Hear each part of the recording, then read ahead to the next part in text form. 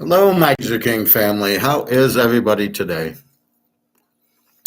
I hope you're well. I'm good. Just got done swimming and I had to go to the grocery store for some stuff.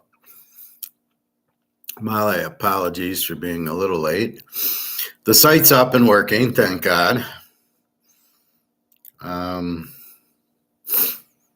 Let's check what gold's doing today. Gold was up about $10. Gold's up another $18 to $19.69. Granted, it's paper and it's fake, but even the paper fake gold's up. All right. So what's been going on with everybody? I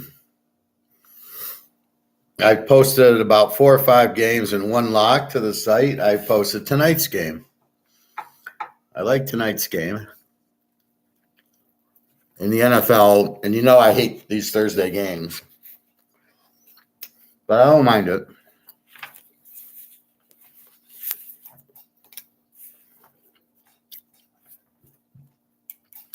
I don't mind it too much. We will go through both lines. Let's see. It's funny.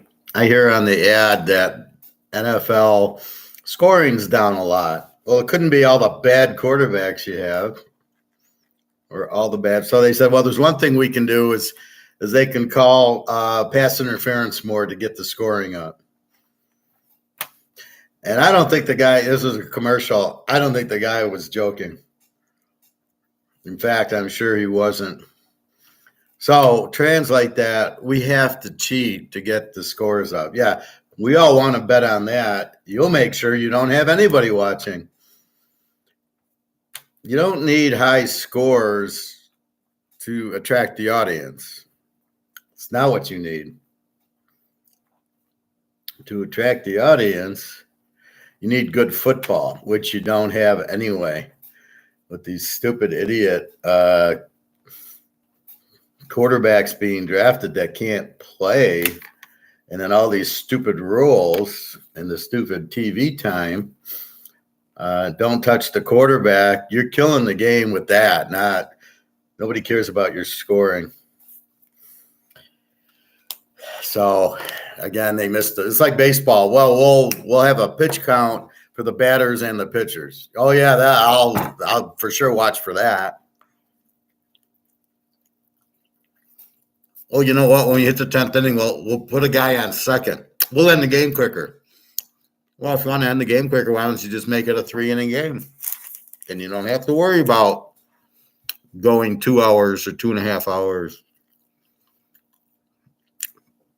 When you go to the casino and play poker, are you there for, we have to leave at 2 hours, or you play as long as you're getting cards and enjoying it?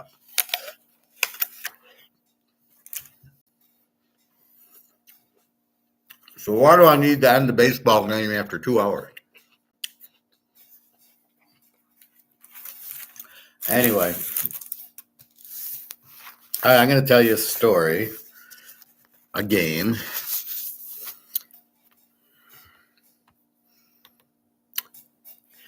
And you tell me your thoughts. I'm going to repeat this because I don't know how many people I have now, but when I get a bigger crowd and Bobby gets here, we'll repeat it. So I went with a friend. We got Italian. And I got chicken whatever, and she got chicken whatever. And it was very expensive. I mean, this should be $15, $60. Italian was $22, $23.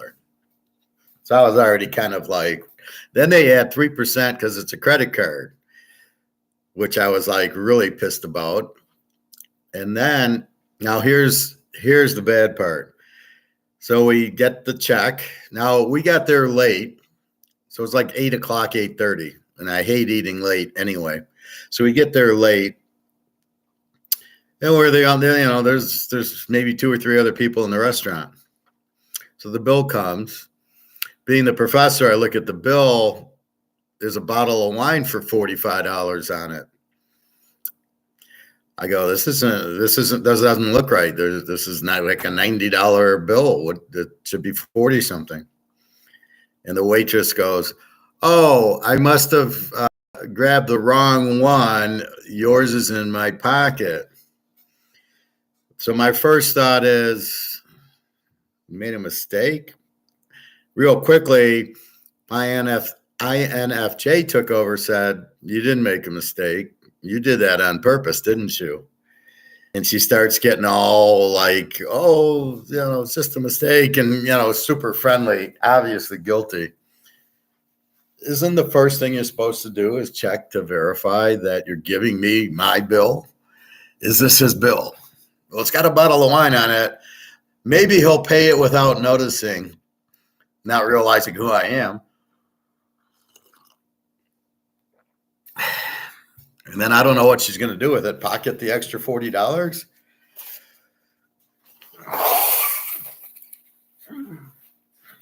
I mean, I don't know. I don't know how her plan was. I guess she'd give my bill in and she'd be $40 richer. But I caught her and I said, this is not my bill. And I got pissed. And she's trying, I'm so sorry. Oh, have a nice night. And I'm like, fuck you, lady. You did that on purpose. You, at worst case, are incompetent for giving me the wrong bill, for not checking the bill you gave me to be my bill. And the fact it was $40 more. It wasn't like you randomly gave me one that was only a $20 bill. So her tip was like zero. She didn't earn a tip. She's trying to cost me $45. If I'm not smart, I'm going to pay the extra $45. And she's, oh, yours is in my pocket. Why is my bill in your pocket? So I've asked a few people at Swim, and I asked the lady. I was getting the chicken slices at the deli counter. I ran it by her. We're kind of friendly with each other. And she thought the same thing, and the other people thought the same thing. It was a scam. How dare this waitress fuck up like that and give me somebody else's bill that was $50 higher in the first place? And keep in mind, it was probably like 8:30 at the time. They closed. She said, oh, I just got your order in time. And I'm like, well, if you didn't get it in, we'd go somewhere else. I don't really care. I hadn't eaten there in a while, and I will never eat there again.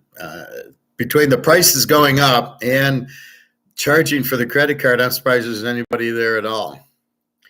Because I don't care that your costs go up. All I care about are my costs going up, right? I'm running my business. My business says I can't absorb higher costs. So I got to hunt around. And I got my Sara Lee chicken, my chicken slices. They were on sale for $8.99. I got 2 pounds. Normally they're like $10.99. The avocados were cheap, so I grabbed some extra. But you're charging 3% for using a credit card? Okay, I can go to Boneyard. I don't pay 3% for credit card, and they don't. Their prices aren't higher and their waitresses aren't trying to cheat you. That's my rib place. My Chinese place, I never worry. They raise their prices, but I know ahead. And I go, okay, an extra $1. Yeah, for General Chow. Okay. Just don't put sugar in it.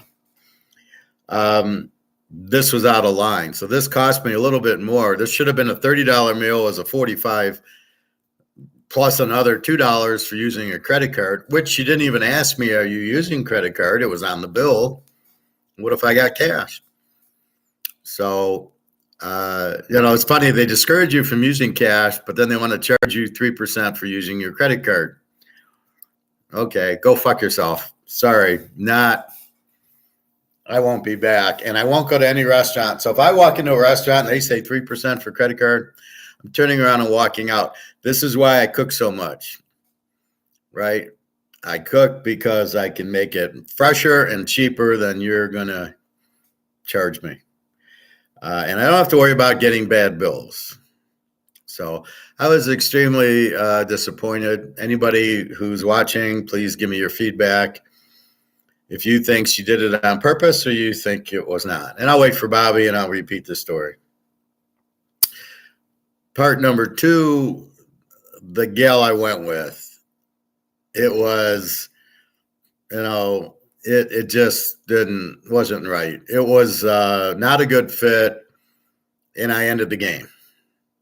We had went out once before, and I'm looking, and I'm like, no, we're ending. I don't want to play this game, and wasn't the right type, wasn't for me. And that's what you do if you don't like somebody. And it's not like I didn't like her; it's just the personalities were not meshing. It wasn't what I was looking for.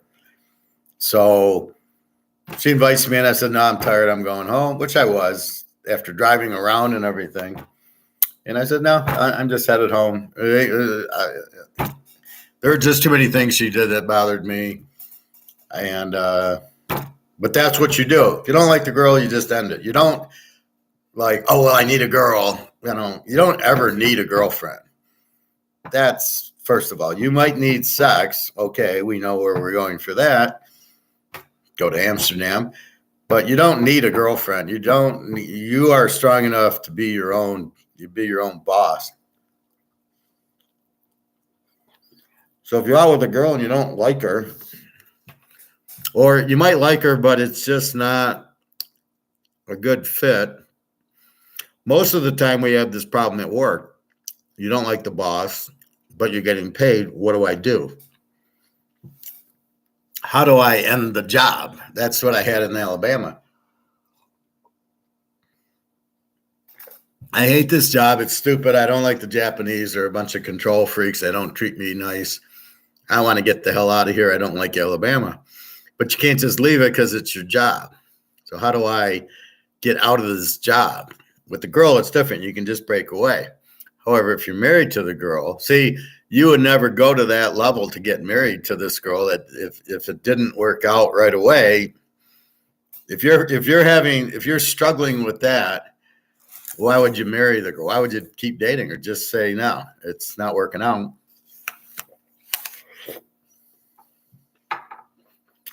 And you move on. So you tried the game with her. You presented the rules, but you don't like the way she's playing. You know what? I can't play the game with you. I can play the game with Jenna. And I'm not really looking for a girlfriend with Jenna and Daria. It's just they're in Europe and I'm here. So once in a while, you just want to go out for a dinner or things like that. And so that's all this was. This was just casual, but it just doesn't work. But I recognize that. And before I might have kept dating her. And even though it doesn't work, hoping it changes, it doesn't change. So I just, I didn't really even say anything. I dropped her off and I'm going home, and that was it. There was nothing, I won't talk to her again. And it's, I don't really care. That's why you get Jenna and Daria, and that's why you sometimes try another girl to see if that's as strong as those two. Then this leads me to number 3 game. I'm just full of games today. There's another girl, like Kenzie, who wants to meet. And this one wants $4,000 to fly to me and stay at a nice hotel and, eat what she wants to eat. And I said to her, you'll love this response. I said to her, well, you do realize I'm going to have to prove, see references who this really is. You'll have to prove yourself to me that it's really the girl I think it is. Hey, G, how are you today? So you have to prove it's really the girl it is, and I'm not just paying the Russian mafia money, especially that kind of money. So I have no intention of paying it. So I said to her, no, I just started. I've been on 14 minutes, so I'm just telling some stories from yesterday. You've ever been to a restaurant and the waitress gives you the wrong bill, which is $50 higher?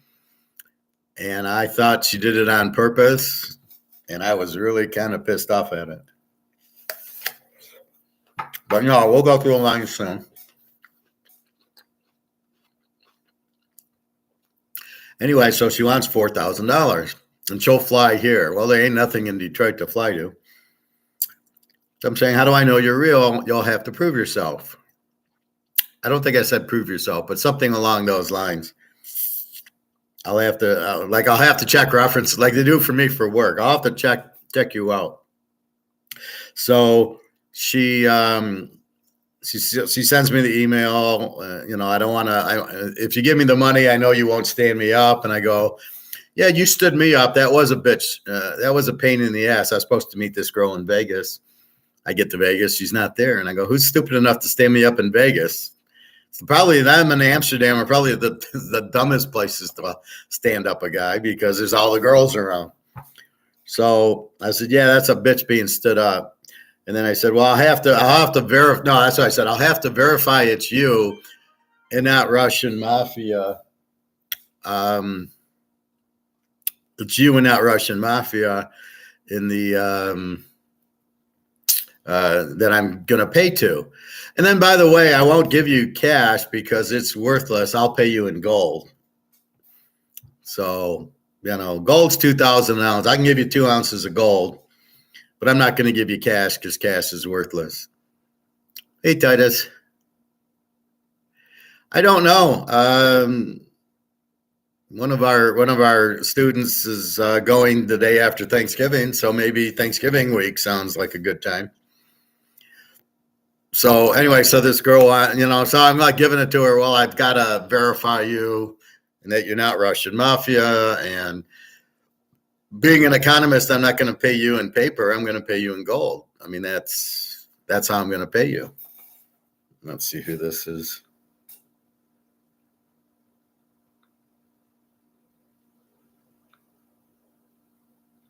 I'm still getting scammed by this UPS scam. So I keep blocking the number. I've called it once. It's like the UK. So they keep with that. Anyway,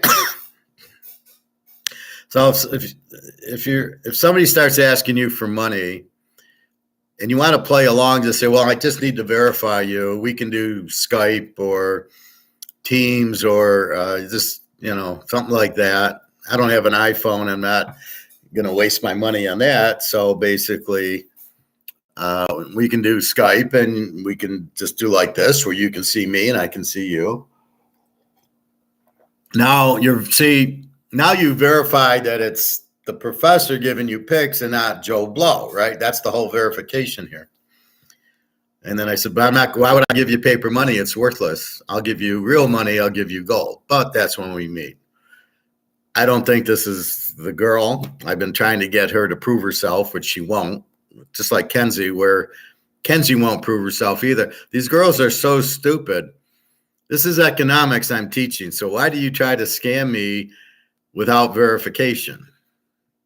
You all know me because you see me.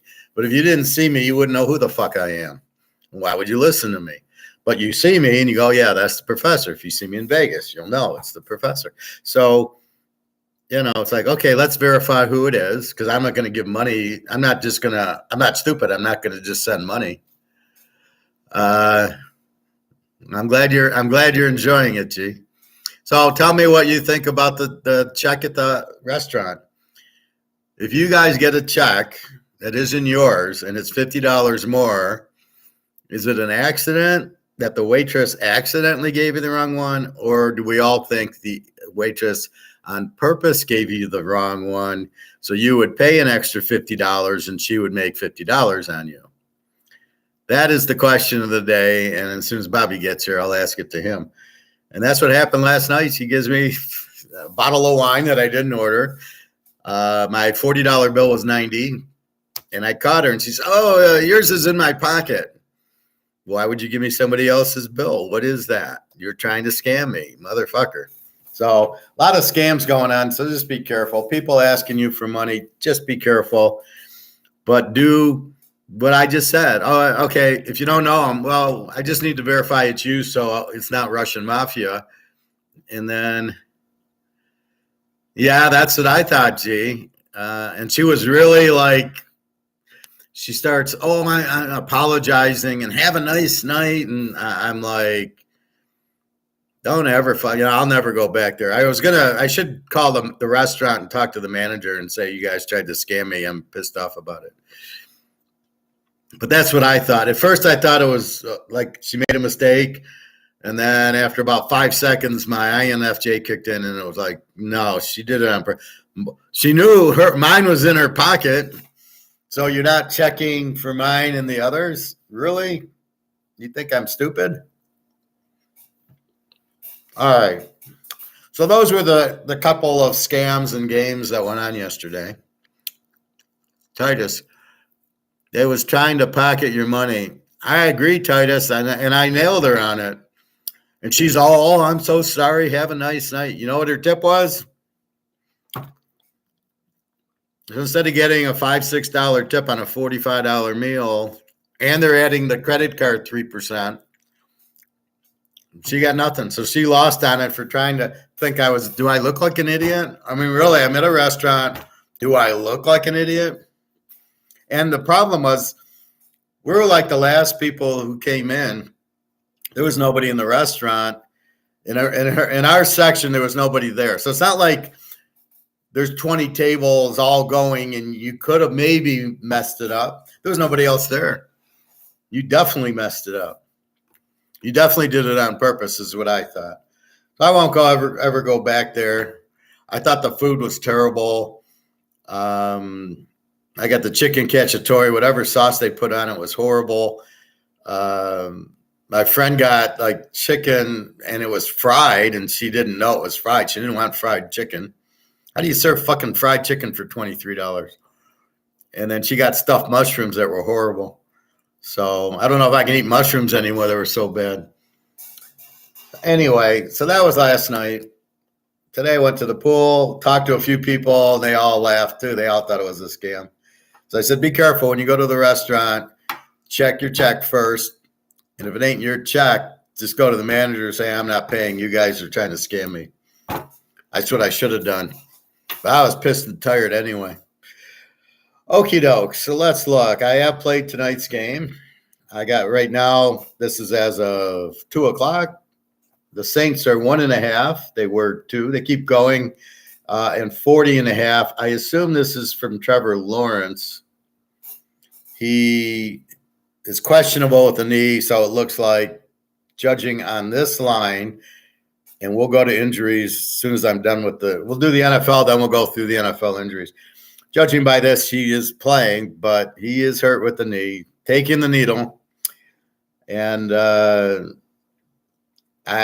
don't really like Jacksonville in this game at all anyway. New Orleans, pretty good defense.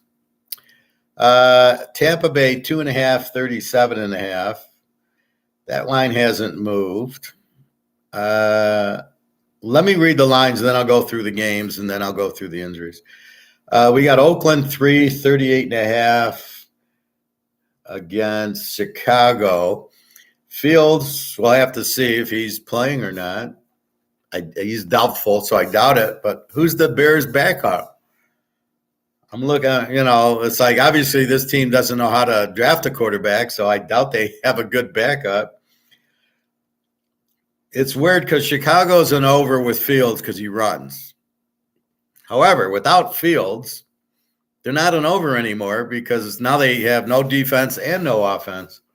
So this will be an interesting play here. And we got to see if Garoppolo is playing for Oakland. Cleveland 3, 40.5.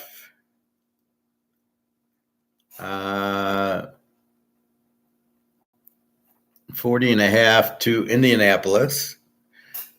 We don't know who the quarterback is. Is it Watson or is it Walker or Thompson Robinson against Minshew? That we know. Detroit and Baltimore. Baltimore 3, 42.5 to the Lions. We've got Buffalo 8.5, 40.5.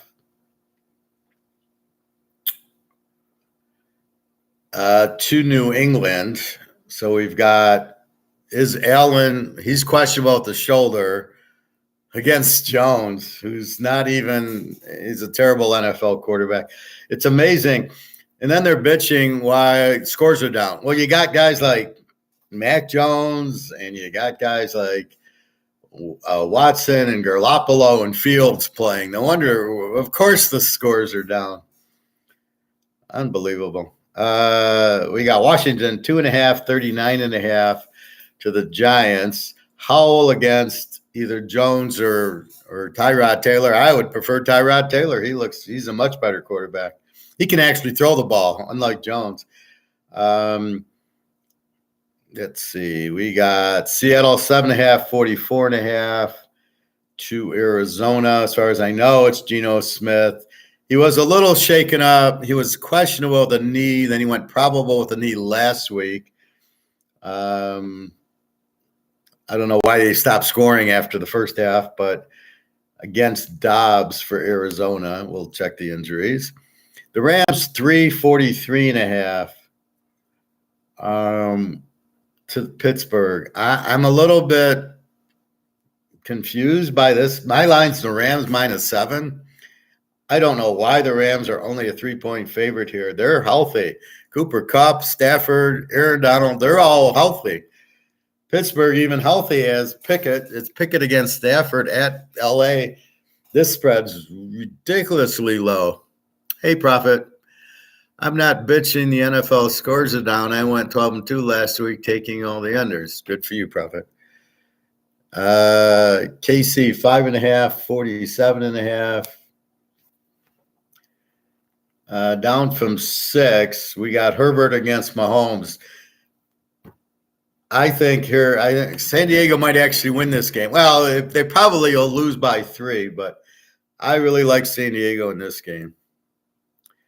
Green Bay 1.5 and 45. Love against Russell Wilson. Russell Wilson is 20 times the quarterback Love is.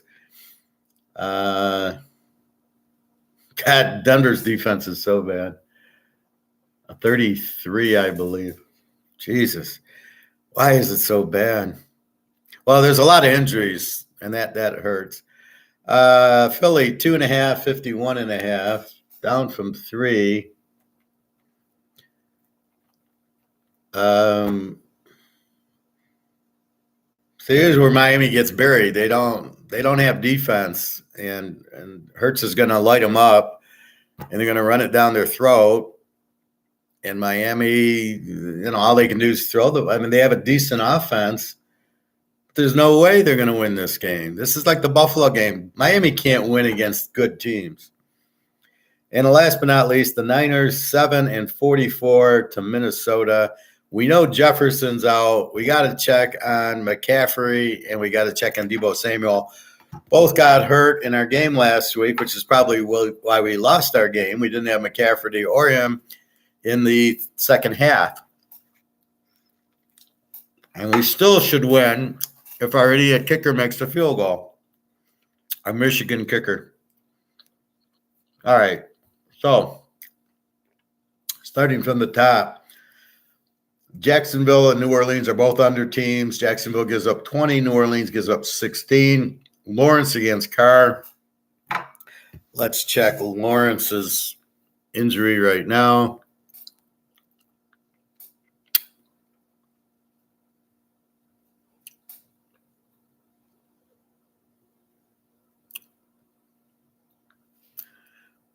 We'll just check the injuries for this game, and then we'll go to the others. Jacksonville. So he's been questionable, but obviously with the line going up, I would assume he is playing. Jacksonville. It still says questionable with the knee, but I don't know when this came out. So this might have come out this morning. I would think maybe he's nearing game time. Let's assume he's playing if the line went from 2 to 1.5 and the over went from 39 to 40.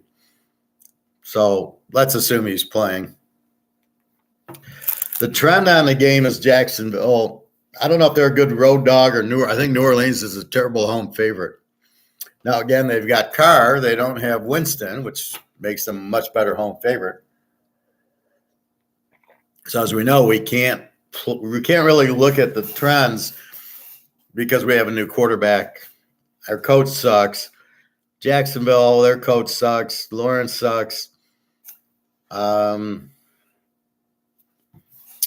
I just look at the defenses in the game. Jacksonville's a 20. New Orleans is a 16. They've been playing unders every week. I think that's the only way to play this game. 40 under 46. Where are they going to get 46 points in a New Orleans game? So I think it'll be low scoring. And even if Lawrence is healthy, how healthy is he? He's questionable with the knee. He's not all of a sudden 100%, even with the shot, right? He's still going to be in trouble. Oakland, Chicago. Oakland's a W team. They don't score. They give up 22 a game. Probably almost an under team.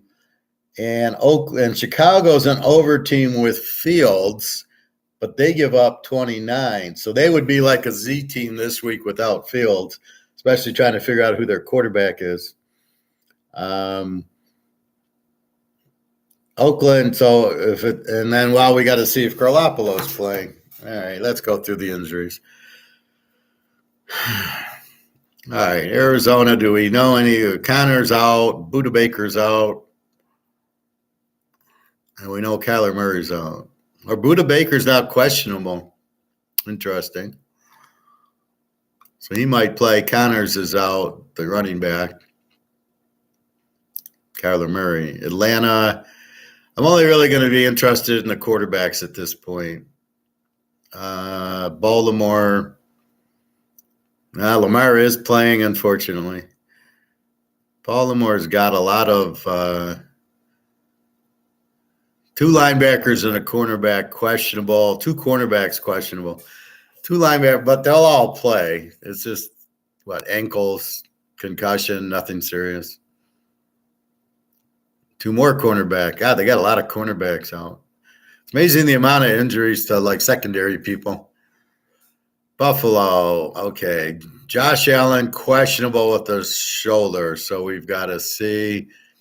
They do have Kincaid's playing. That's going to be key. He's the All-American from Utah.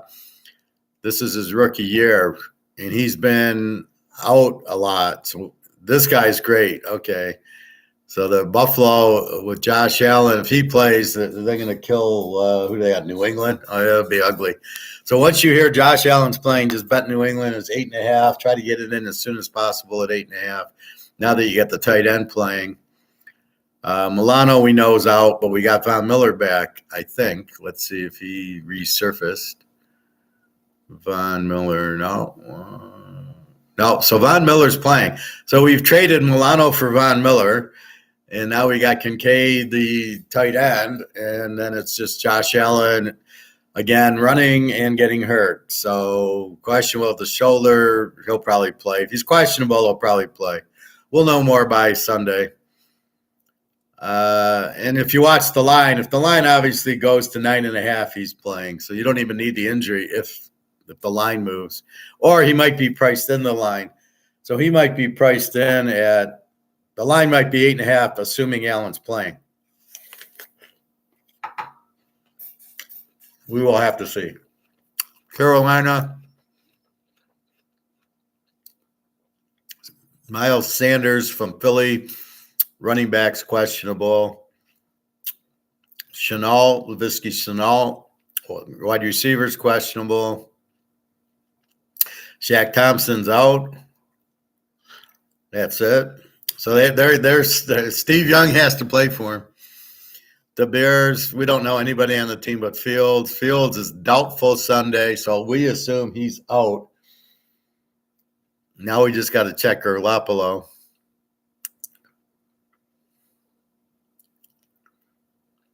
They got so many injuries, the Bears. Cincinnati, fortunately, we do not see Joe Burrow's name on the injured list, so that's good. I think he's been wearing that sleeve on his calf, and all of a sudden he's more like Burrow. So look for Cincinnati to be. They were pissed last week. Look for them this week. They've got. Well, tell me they're off. Well, they're not even playing, so I guess we can't bet Cincinnati. Cleveland. Deshaun Watson's questionable with the shoulder. So then they'll go to P.J. Walker again. So again, we're waiting on Cleveland. Dallas, are they even playing? Dallas is off. Denver, they are playing. It's like you got to check, are they playing? Denver's at home against Green Bay. As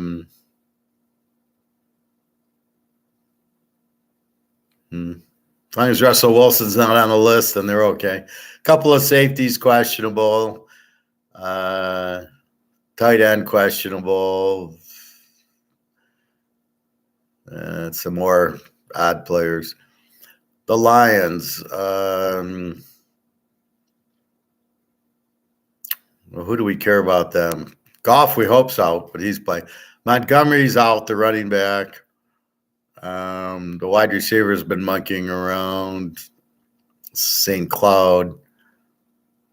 I don't see him. So he's out. So apparently the St. Brown's healthy. Reynolds, the running back, in for Reynolds has a hamstring problem. Gibbs has a hamstring problem. Montgomery's got the ribs and is out. So they got three running backs that are in bad shape. Oh, they won't lose to Baltimore, will they? They're the best team in the league. I'm ready to throw up. I can't even get in the car, and I gotta change the channel. Green Bay. 4 questionables, a doubtful linebacker, a safety that's out. Jones, Andrew Jones, Aaron Jones, the running back, questionable with the hamstring. So to see how they fucked us on the Lion game. He said probable. He played against the Lions. He wasn't ready. He played 4 plays. We bet that he was going to play, and he didn't play. And now, so there's a lot of bad information all over the place. So he's questionable with the hamstring. Again, we got to watch it. I don't know why they're favored at Denver. They are not better than Denver. Their quarterback's terrible. Houston, are they playing? I don't think they are. No, Houston's out. And Indy's home to Cleveland. Questionables. Richardson's out for the season. That was a great draft pick. Yeah, that's good. You'll be drafting first again.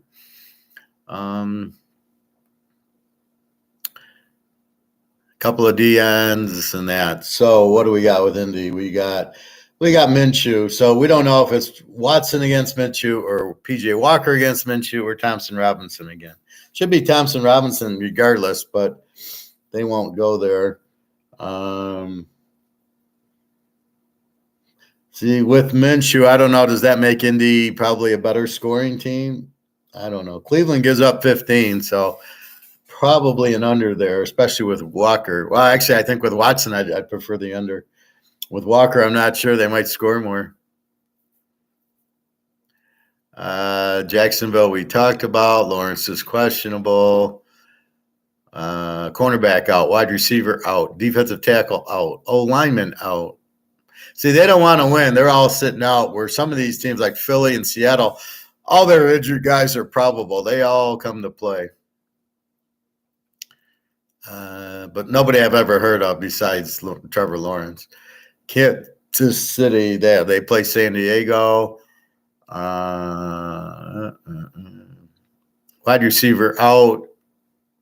Defensive end out. O-tackle out. Wide receiver, I've never heard of James. And a tight end I never heard of, and a safety I never heard of. So they don't really have any injuries to any key players. Kelsey's healthy. Of course, Mahomes is. San Diego, let's see. Joseph Day, defensive lineman's questionable. Bosa. Oh, now it's a toe. It's usually a hamstring. His hamstring got better. Now his toe's hurting him. Bosa. Jesus. Woods, Lindsey. Just Mike Williams. We know he's out for the year with the knee. So Bosa's actually, he's got a toe now. So maybe he plays. He probably will. It's Kansas City. It's a big game. LA, we just talked about them against Pitt. We've got 2 running backs I've never heard of and out till November. I don't see anybody. Stenson Benson's got the illness the whole year. What's he got? The plague? I mean, what a joke that is. Why isn't he out? He should be playing and getting some experience. Oakland. Oakland's got at Chicago. So let's see what's going on with Oakland. Garoppolo, questionable Sunday with the back. So if Garoppolo can't play and Fields can't play, we think we would go under. It's 40. No, it's 38.5. But it depends on who the backups are. So we'll know more Sunday morning. But the quarterback's the key for over-unders, right? But the problem is Chicago's got such a bad defense. Bobby could go in and put up 30 points for Oakland. And this is the problem. So now, do we then take Oakland -3 up to +3? Well, you guys with your exotic 10-pointers get Oakland in 7. There I would agree with. Especially we don't know who the Bears' backup quarterback is. So we'll have to look. I'm sure they'll announce it, but we're still waiting. Otherwise, we got Garoppolo questionable with the back. I guess he got injured and got lucky that he didn't break his back, I guess. Miami, Jalen Ramsey's questionable. He might come back with the knee. So they got 3 cornerbacks questionable, 2 running backs questionable, a 3rd running back, Acne, who I thought was hurt, is probable this week. The kid out of A&M was really good. So he's probable. 2 other receivers, Craycraft, and I have no idea the other guy, are out. Craycraft hurt his shoulder. So as far as we know, we have maybe Acne. We got Tua. We've got our receivers. Whatchamacallit and Waddle. Anyway, so we're pretty healthy offensively, which is good because we would probably want to bet them over because they have no defense. Okay, Minnesota has their home dog to the Niners. Good luck there.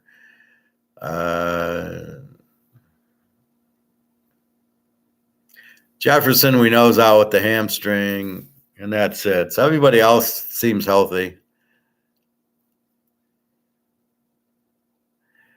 Well, we got to see who the quarterback is first. If Carr's playing and Fields is out, yeah, Oakland +7 would be a good. That's what I'm saying. How the Bears even going to win? They can't win with Fields. Now, this would be a high score. If Garoppolo and Fields played, this would be a very high scoring game because Garoppolo would light them. They give up 29 a game, so this would be high. Although I don't know what happened last week. I guess Fields got hurt in the game. That's why it was 19-13. If Fields doesn't get hurt, Chicago puts up 30 points. But this is the problem with the running quarterback. What does he do? He gets hurt. And the problem with the running quarterback, when he gets hurt, you don't have another quarterback.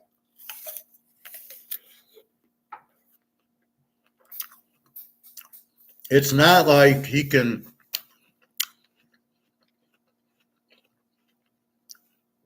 look at the Lions. So they got the guy from the Bears, whatever his name is, Montgomery. He's hurt. Well, they got the other guy from Alabama, or they got this other guy, Reynolds from the Rams. So they go 3 or 4 deep. Okay, one gets hurt, you put up the other guy, he's pretty good. You can't do that with quarterbacks. You can't lose Fields. You don't have anybody else. That's why they can't run. Josh Allen, who's their backup? Knowing Buffalo, they probably have a fairly good one. Look at, okay, Cleveland, you've got Thompson Robinson. The Rams, you got Fenton Bennett.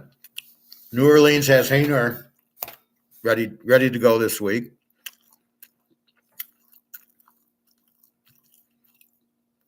Well, that's what I'm saying.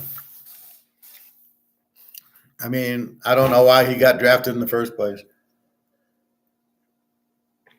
I mean, you realize he's been injured every year he's played. He's not. That's why the Niners, he played 2 games in 3 years, and that's why they let him go. And why Oakland picks him up because of the coach, because he knows John Gruden's system. Even though he can't stay healthy, but he's never been a really good quarterback.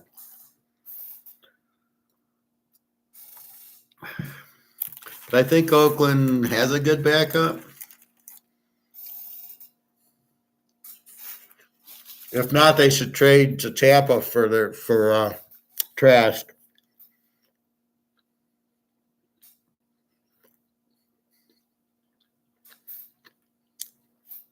Trask is a very good quarterback for Florida, or trade with Dallas for Greer. He's a very good quarterback, much better than most of the starters.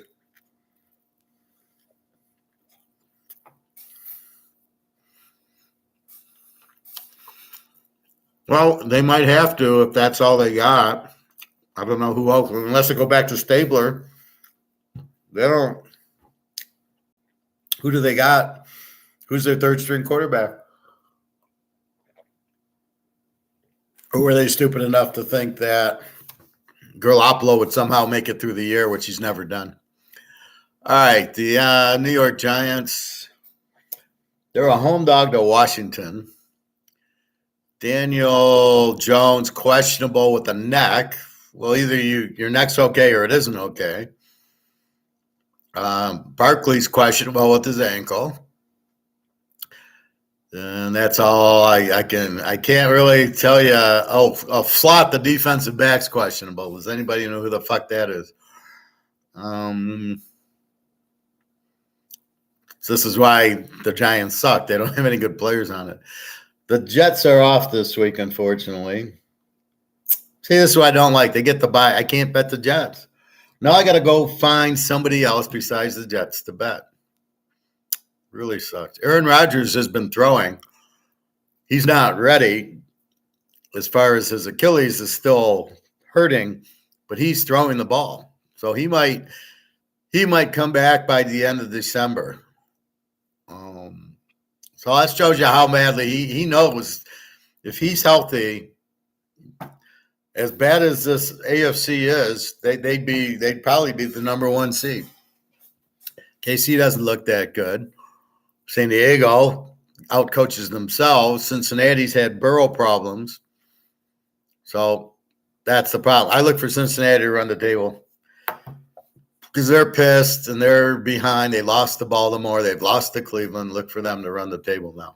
But, of course, they're not playing this fucking week. God, we lost Cincinnati. We lost the Jets. We lost Dallas. But there's 6 teams on byes. This is ridiculous. New England. Yeah, they play Buffalo. Good luck with that one, fellas. A lot of questionables. And problem is they need to fire Belichick, but he's such a good coach as they go 1-15. Smith-Schuster questionable. Boutte out with the hamstring. Yeah, he doesn't want to play. He's like, I ain't playing for this quarterback. And Jones is healthy, so New England's in big trouble anyway. If Allen plays, Buffalo's going to kill him. And then we'll have to figure out who Allen's backup is. Tonight, I think I went through it. Olave's probable for New Orleans. Cam Jordan's probable. That's good. Young, the tackle's out. O-lineman is out. That's 2 O-linemen. Defensive back out. Offensive, 3 offensive linemen. So you got a O-tackle out, another O-tackle out, and an O-lineman. So they're down 3 O-linemen. Derek Carr probable. Okay. Williams, the guy from the Lions. It's not a contract year, so he's not going to play. Hayner is eligible, thank God. Questionable. Oh, okay, so that's it. So they will have Carr. As far as I know, Olave's playing, and Thomas and Kamara. So that's the big guns for New Orleans are playing, and then it's Trevor Lawrence. I don't know. Well, it is the receivers, Hill and Waddle. Philadelphia home to Miami. Brown the safety probable. Goddard the tight end's questionable. Devontae Smith hamstring. Oh, here comes the Alabama injuries. Questionable with a hamstring. Let's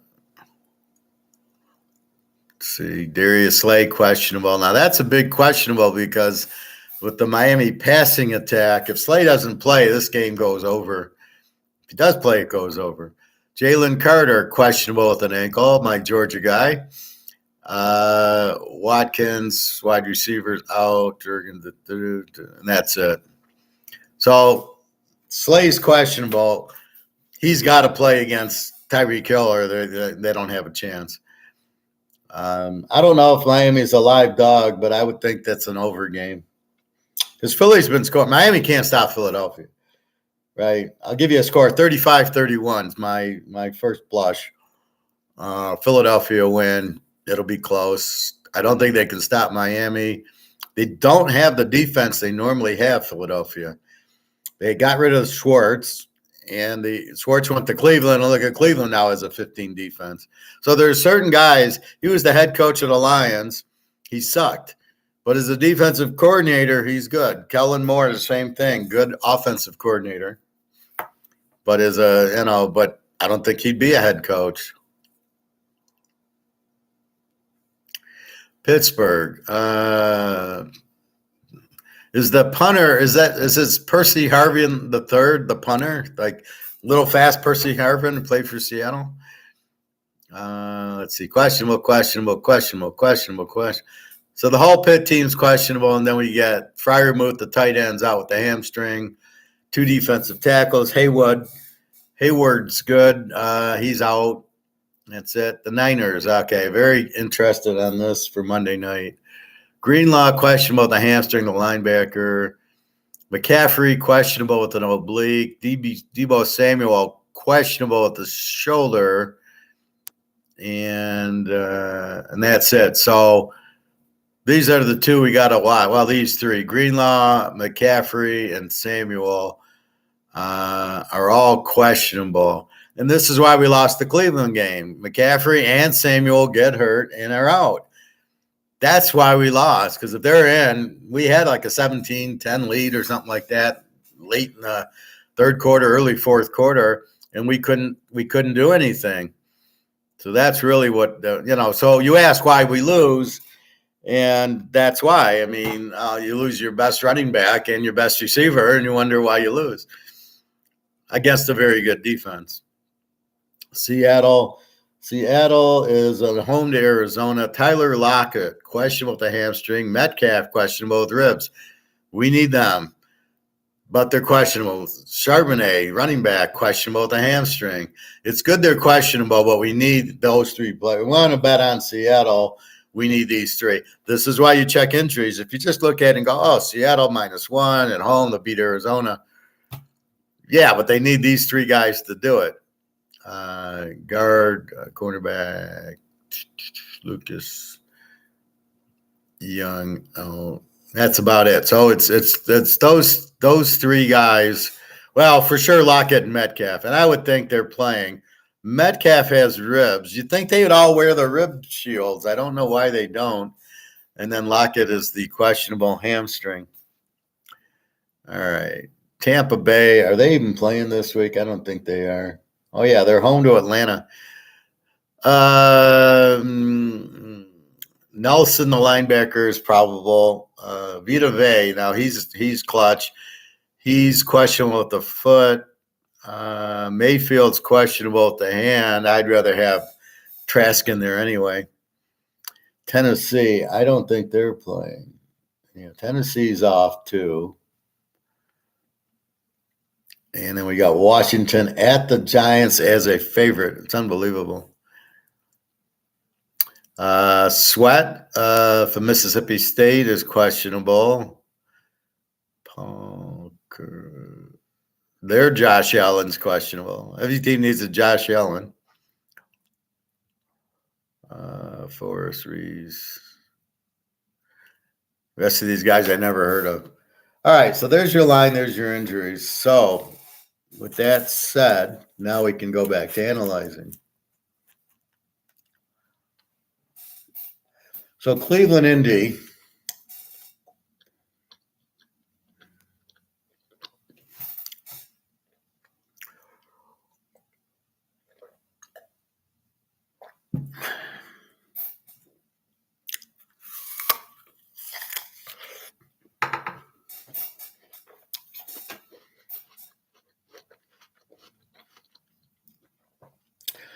Cleveland's an under team. They don't score. They give up 15 a game.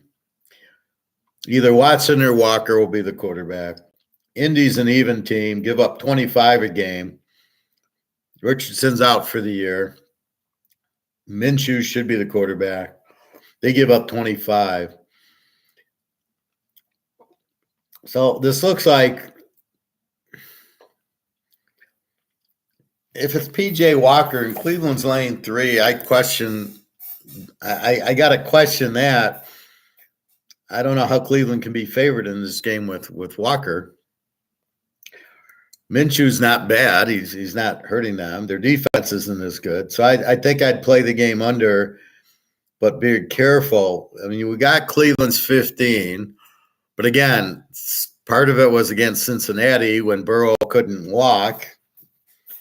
So it's sort of like college, right? And then you get into the Pittsburgh game when Pittsburgh scored 2 defensive touchdowns. So do they have a good defense? Absolutely. Is it a 15? I doubt it, but let's say it's a 19 or 20.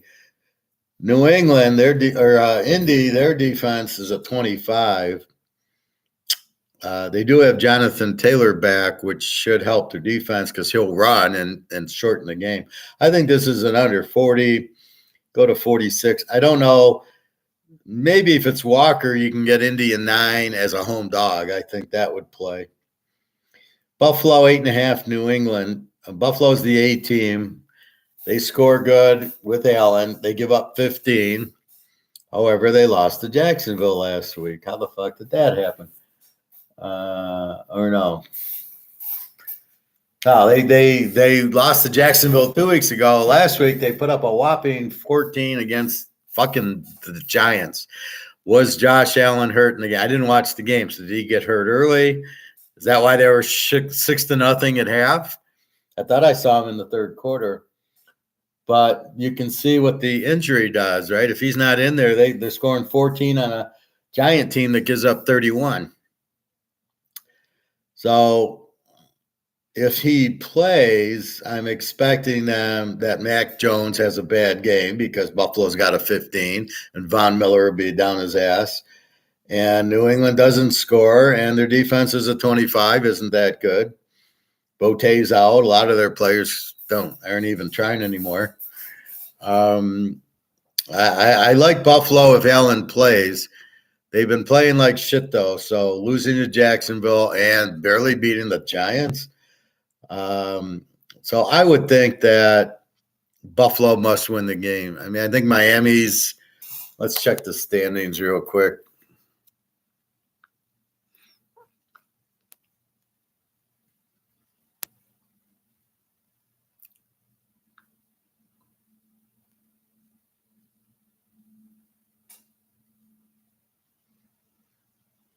So another thing we look for, we being me, is the do they lead the game and you look at the standings. So if we go through the standings, Miami is 5-1, Buffalo's 4-2. So Buffalo is going to be pretty pissed off a game behind Miami, and Miami's at Philly. Miami's going to lose. So Buffalo knows they need this game. The Jets are off. New England's 1-5. They don't care. Baltimore at 4-2, Pitt at 3-2, Cleveland 3-2, and Cincinnati 3-3. So it's a pretty much even division for Cincinnati. They came on at the right time. So Baltimore's got the Lions. Pittsburgh is at the Rams. They're going to lose. Cleveland is at Indy. Maybe they win. If it's P.J. Walker, I don't know if they can win, but let's say they do. So really, Baltimore being in first, Pitt 3-2. Who knows? And Cleveland. So I think Cincinnati is the team to beat, but they're off. AFC South: Jacksonville 4-2, Indy 3-3, Houston 3-3, and Tennessee 2-4. How the hell did Houston and Indy win 3 games? That's how bad the league is. So a team comes in, drafts a quarterback, plays him right away. Richardson and Stroud, and they're 3-3. That's a pretty weak fucking league. And they've been playing themselves. I think they played each other twice. They played Jacksonville, Tennessee. Where do they start playing teams out of their division, right? So Jacksonville doesn't need it. Indy and Houston. So Indy needs the game against Cleveland. Houston's off. Tennessee's must win. And they're off. The whole fucking division's off except for Jacksonville.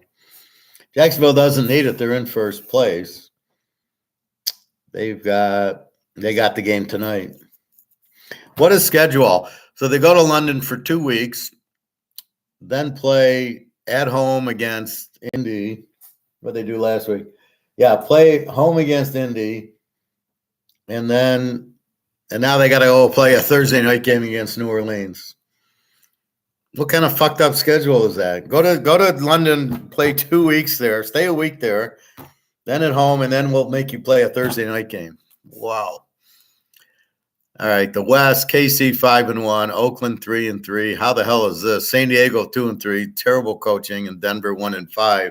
So many injuries. They've got the best coach in the league, but terrible injuries. So San Diego must win.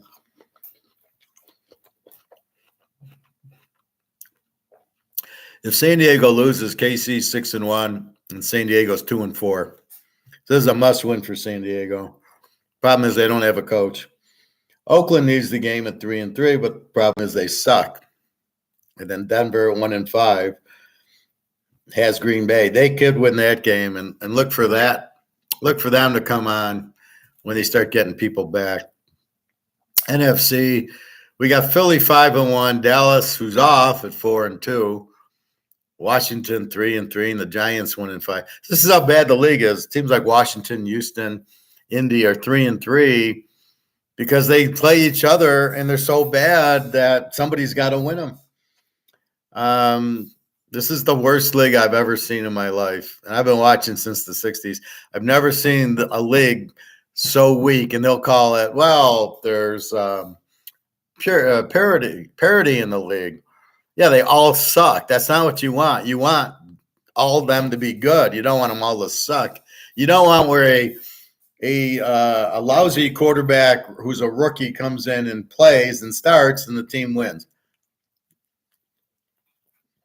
What is that? That's ridiculous. All right. NFC North: Detroit 5-1. So Green Bay, Minnie, Chicago. Chicago's terrible. Green Bay's terrible with Love. So Minnesota's the only team that really has a chance, and they're at home to the Niners. They don't have a chance. So the Lions don't need the game. I look for Baltimore to win that game, I think. The South. So this is where the Lions, so this is what people aren't looking. If you look at who they beat, Green Bay 2-3. Then they beat Carolina 0-6. They beat Atlanta 3-3. They beat Tampa, who's going to be 3-3.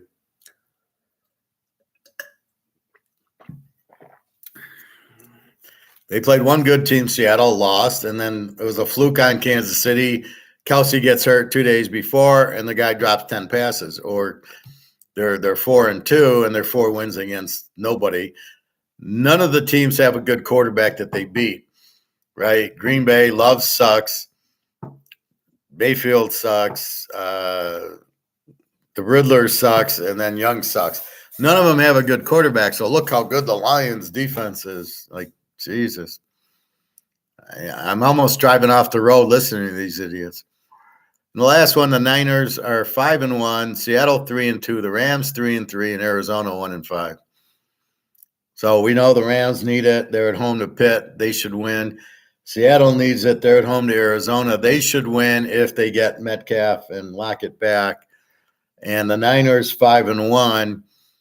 They're really playing for the 1 seed with Philadelphia. So they probably don't want to lose again, but they're at Minnesota. If they get Samuel and McCaffrey back, and I guarantee you they'll play, then they should be good. They should be gold. All right, so let's go through. So we went through the line and the injuries.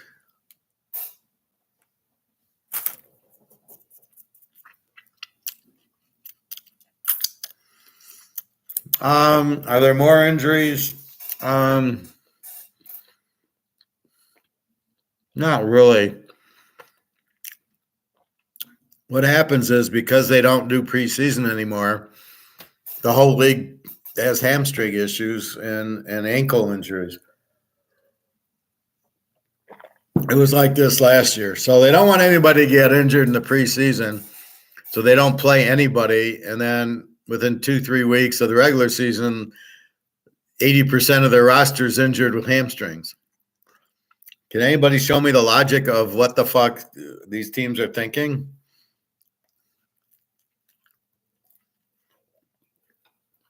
You cannot just play 60 minutes of football without getting into shape. So this is the problem. I mean, a lot of these injuries are to nobodies.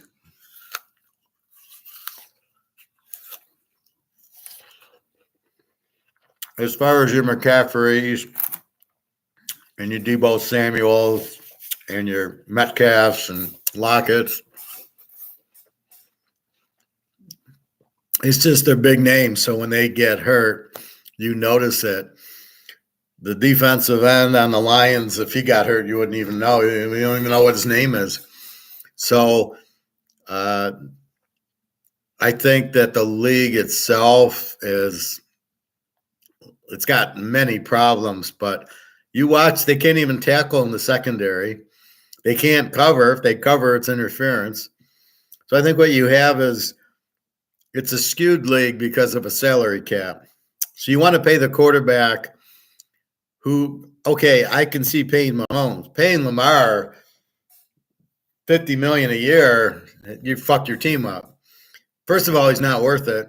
Secondly, what do you do when your linebacker gets hurt? Who are you going to sign? You don't have any money because you're capped. And you're giving this guy $50 million. And you give this guy what, $1 million to be your starting linebacker because you got to give Lamar 50. And by the way, he doesn't win you anything. So I think that's the problem. Even with Kansas City paying Mahomes and Kelsey and paying the defensive tackle, it's all the injury. You get a guy injured, you're fucked because you're then got to sign a way less skilled linebacker or cornerback than what you have. Then you get all these hamstring injuries. There's teams I'm reading off. 4 of the secondary guys are out with hamstrings. Who the hell is covering the receivers? And they're all under games anyway. That's how bad the quarterbacks are. You have the wrong style quarterbacks for this game. You need passing quarterbacks. That's why a Van Dyke or a Rising or a Hartman are going to be gold. Even Penix and Nix will be gold because they'll eat up the secondary. You don't want running quarterbacks. You need quarterbacks you can throw because the secondaries are so bad. So I think it's just a lot of injuries because the way they do in the preseason, it's just total. They're the worst. It's the worst run league I've ever seen. we don't want to get anybody hurt. We'll wait till the first week to get everybody hurt, but we won't get them hurt in the preseason, ready to go, so they don't get hurt and pull hamstrings. The first 3 weeks, the whole team's got hamstring issues. Well, yeah, I agree with look, even Josh Allen, he doesn't slide. Hurts doesn't slide. We see what happened with Richardson. He didn't slide. He's out for the year, and probably, he's not. He'll probably get hurt every year. Lamar is hurt every year. But why? Who's the best quarterback in the league? Mahomes. He's not an option. Then you got Joe Burrow, Aaron Rodgers, Brady. He had Drew Brees. He had the Manning boys. They didn't run. They did fine. They won a handful of Super Bowls. That's what you need, is Brady type, the Mahomes type, Russell Wilson. See, it's fine with Mahomes. He can run if he needs to. If it's a Super Bowl or a playoff game and it's 3rd and 10, and he did this in the playoff game with Cincy, 3rd and 10, he ran. But 99% of the game, he's looking to throw the ball, like to Tyreek Hill in that 50-yard pass in the Super Bowl. That's what he does. That's what you want, is the guy doesn't really look to run, but he runs when he has to. Even Aaron Rodgers, if it's a playoff game and it's 3rd and 4 and he goes back to pass and he sees he can get 7 yards, he's running. Exactly. But you don't want – how hard is it to cover Lamar? Okay, bring the safeties up, and when he starts to run, you guys blitz and take him out and let him beat us throwing the ball, which he can't, because he can't hit the broadside of a barn, and half these quarterbacks are like that. Now, Thompson Robinson, he's good from UCLA. He's more of like a Mahomes. He's a good thrower, but he could run. And then you got Hayner and you got Stenson Benson from Georgia. These guys are perfect quarterbacks, as is at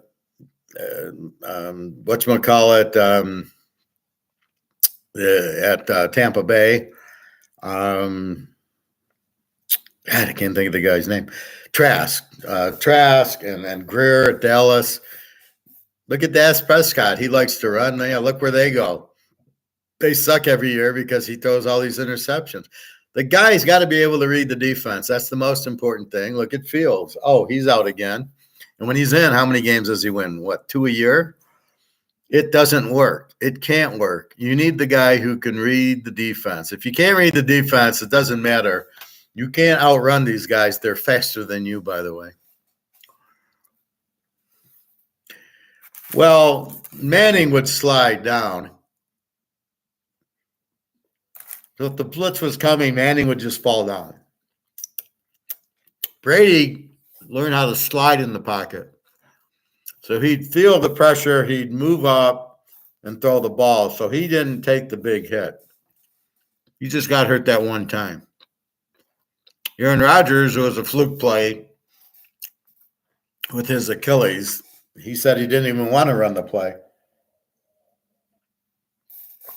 So I'm kind of surprised he ran the play that he didn't like to run, because I thought he always audibles. But running quarterbacks do not win in this league because the defense is faster than they are. These linebackers can run way faster than Lamar. Forget the safeties and the corners. I think back to that San Diego playoff game, and they put out 4 safeties, and every time Lamar went to run, they were faster than him, and they ate him up for lunch, and they killed him. That's the problem with Lamar. And I call that like chess. How do you play chess without your rooks and your bishops and try to win the game? And that's what he does. He doesn't use his running backs, doesn't use his receivers. So how is he going to win?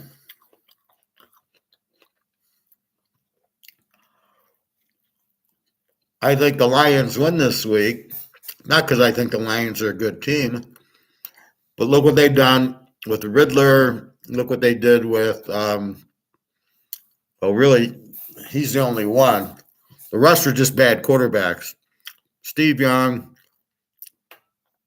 Mayfield, and Love are just, they're not NFL quarterback. Maybe Mayfield, but Love and Young and Riddler are not NFL quarterbacks.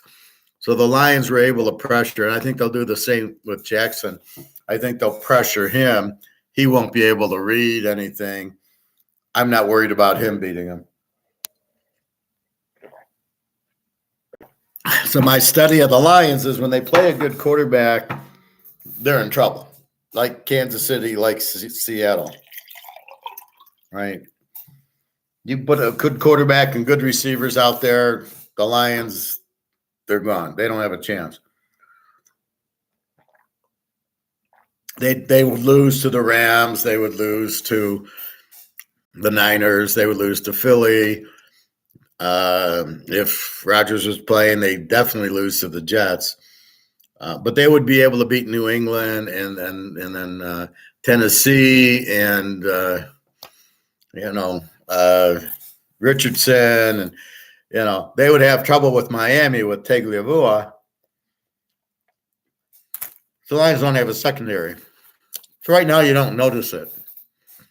They haven't faced a good quarterback except for the Seattle one. I don't count in week 1. Kelsey went down, and you don't have your timing. So they got Kansas City at the right time. If they played them now, they'd lose.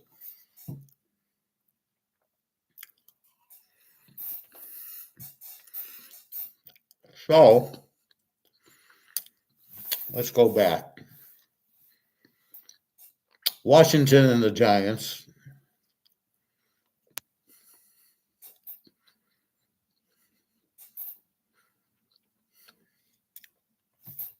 Pardon me. Washington's an over team. They score a lot and they give up 29. The Giants are a Z team. They give up 28, and you can see they only scored 9 on Buffalo. Buffalo's supposed to score more. Let's say Josh Allen got hurt in the game. Although you can't explain the 6-0 at the half unless Josh Allen got hurt in the first half. Howell against either Tyrod Taylor, or Jones. Both are running quarterbacks, as we just talked. Howell's more of a pocket passer. They score. I'm surprised their defense is this bad. Now, what do you do in this game? You can't play Washington as a road favorite. Over under 40. This should be a way over. But are you going to get points? See, this is where my thought is with these over teams. It makes even the bad quarterbacks score because the defenses are so bad. But this is the problem. So it's a hard game to play. I can't take Washington as a road favorite. Even with Tyrod Taylor, I think I like better than Jones.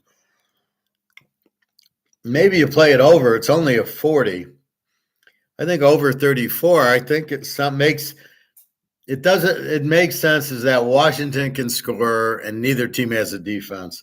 So Washington should put up something. The Giants should be able to put up something, and we should be able to get to 34. Maybe. And this is the problem with it. Atlanta, Tampa, 2 under teams. Atlanta gives up 20. Tampa gives up 18. Riddler against Mayfield, maybe. He's questionable. If they don't, Trask. Trask scares me a lot more than Mayfield does if I'm betting the game. But you have 2 good defensive teams. This is Atlanta. You go under. They always play in under them in New Orleans and Tampa because the whole division sucks. And Carolina's 0-6. So I'll look for an under 38, go under 44. And then it's a question of if it's Mayfield or Trask. But Trask is very good, much better than Mayfield. But again, the coach looks at it, well, Mayfield's got experience. Trask doesn't have it. That's because Brady was there. Why don't you play him? And then see what you got. No, we're just going to not play him, and we'll just say he doesn't have experience. Unbelievable. But that's because they don't know talent. They don't They can't analyze talent. This is the biggest problem in the league. I was watching the Lion game with the Williams, the receiver from Alabama. They drafted instead of taking the 2 Georgia defensive guys, they took him. He's terrible. There was a pass, a 10-yard pass, and it hit him in the hands. And he doesn't have soft hands, so he couldn't even catch the ball. Then they throw a touchdown to him. He looked very shaky. He didn't catch the ball. It happened to just lodge here. He never caught the ball. He just kind of wedged in. It was a terrible pass. The defensive back, if it was anybody good, would have picked it off. So this guy looks. This is not even a receiver. This guy, that's a bust already. I mean, there's no question.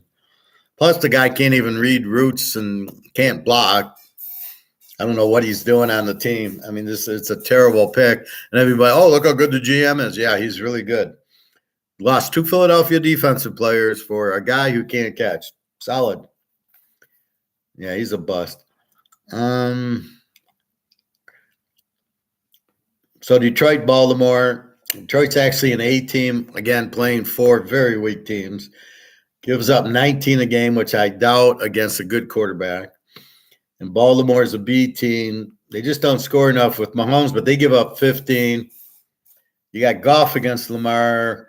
Little trend on Detroit. I like the game under. I don't know how else you can play the game. Because Detroit's finally playing a good defense. They have not played a good defense. Well, the first week against Kansas City, and they only scored 14. Then again, Green Bay's got no defense. Carolina's got no defense. Well, let's go through it. What Carolina are they not playing? Of course not. Carolina's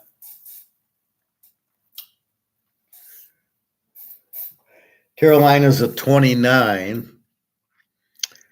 Oh no, I want to go off. I don't have their offense. Carolina's a W. Green Bay is an even. They scored mid-20s. Tampa Bay is an under team. They don't score 20. Atlanta's an under team. They don't score 20. So they beat 4 really low-scoring teams to say they have it. And Seattle is they score about 25. So, how good's their defense? They didn't play anybody. And then, of course, Kansas City is an A team. They probably scored 29, but it was week 1. So a lot depends when you play the team. But anyway, I'm not buying Detroit as an A team at all. I don't buy their defense as a 19 at all. Baltimore's I do. I do buy a 15. I think it's an under game. Do I want Detroit in 9? No chance. Because I don't know what they are. The one team that was any good, Seattle, who is who's an E team, put up 37 on them. So I don't trust that Baltimore could get scoring on them. I don't trust they can cover the 9. I'll trust them more after this game if they can play a 20-6 like they did against Tampa, but that's not going to happen. So I think over. I think the under. I think with this Baltimore defense, I think Detroit's going to have big problems. I think they'll put pressure on Goff, and Goff chokes under pressure. Goff's a lot like Josh Allen. You think he's good, then you put him in a big game, doesn't show up. And let's not forget, people will say, well, look at Goff. He was in the Super Bowl. Yeah, and how did he do? They lost. They scored 3 points to New England, 13-3. That's why they traded him for Stafford, because he sucks and he chokes. So you put him in a big game, he can't handle it. So what is he doing with Detroit? He's playing against nobody teams. He's doing okay. In the big game against Seattle, he throws a pick 6. So he's throwing a lot of picks, and more so in the big games, but they haven't played big games. Played 4 losing teams in Kansas City the first week, in which he only got 14 on, and then the Seattle game. So the one good team they played, they lost. and the other 4 suck. So I'm not buying this Detroit crap. Super Bowl, the number 1 seed. Give me a fucking break. You don't have a defense to be a number 1 seed. All right, enough of that. So we like it under. Pitt and the Rams, under versus under. Pitt gives up 22. Rams give up 20. Actually, I think Pitt's a W here. I don't think they score. Pickett sucks. I like the Rams here. At home, they have to win. They're starting to play. They got Cooper Kupp back. Stafford against Pickett's not even close. A 20 defense in the Rams and a 22 in Pittsburgh. And keep in mind, the only reason they beat Cleveland was two turnovers. So Pittsburgh, the only because it was an old Super Bowl in 1979, but outside of that, I think LA beats them. Arizona, Seattle. Seattle's an E team, gives up 22. Arizona's a W, gives up 27. Dobbs against Smith. Again, we got the injuries to the receivers on Seattle. They're questionable, so we got to see. We get them both. It's a Seattle win. They don't play. They still might win, but it's going to be much harder. Green Bay, Denver. Green Bay 1.5. 45. Green Bay's an E team, 23 defense. Denver's an over team. So they do score, and they give up 33. This over-under is only 45. Love against Wilson. This is an over all day because Denver can score. Russell Wilson, that's not their problem. Their problem is you can see they're an over team, which means they score over 28 a point to be an over team.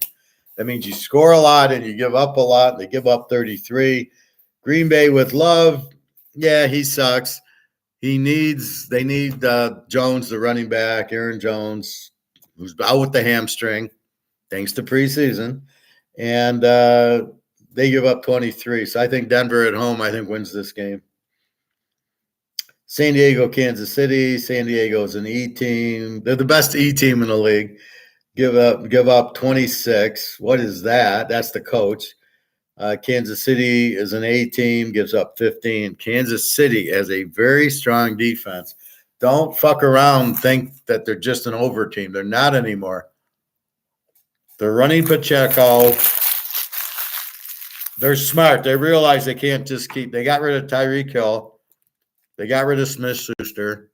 They got Pacheco. They got Chocolate Eclair. And they were, so they've gone much more. Their defense is very strong. So don't play this game over as we would have. It went from 50 down to 47. Herbert and Mahomes, big teaser trend on both teams, as we know.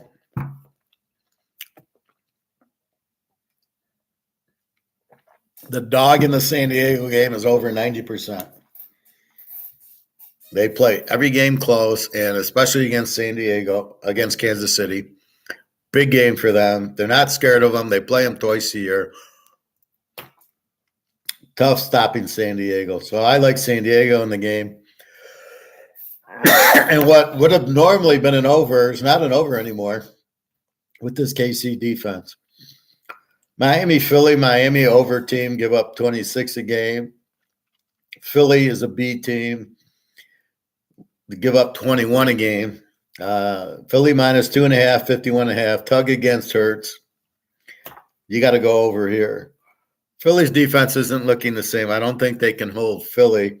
I think it'll be like the Buffalo game, 48-28. I think Hurts. I don't think they'll punt during the game. Miami's defense is pathetic, but they will score. However, big game, Tug chokes. Look for Tug to throw 2 or 3 interceptions. So should be a high scoring game, I think. And the last game, the Niners, the A team, the best team in the league. Mini's a U. Niners give up 15. So we've got the Niners giving up 15, KC giving up 15, Baltimore giving up 15, Buffalo giving up 15, and Cleveland giving up 15, and New Orleans giving up 16. You got a lot of under. See, they want to say the league isn't scoring, and what they're missing is there's a lot of strong defenses.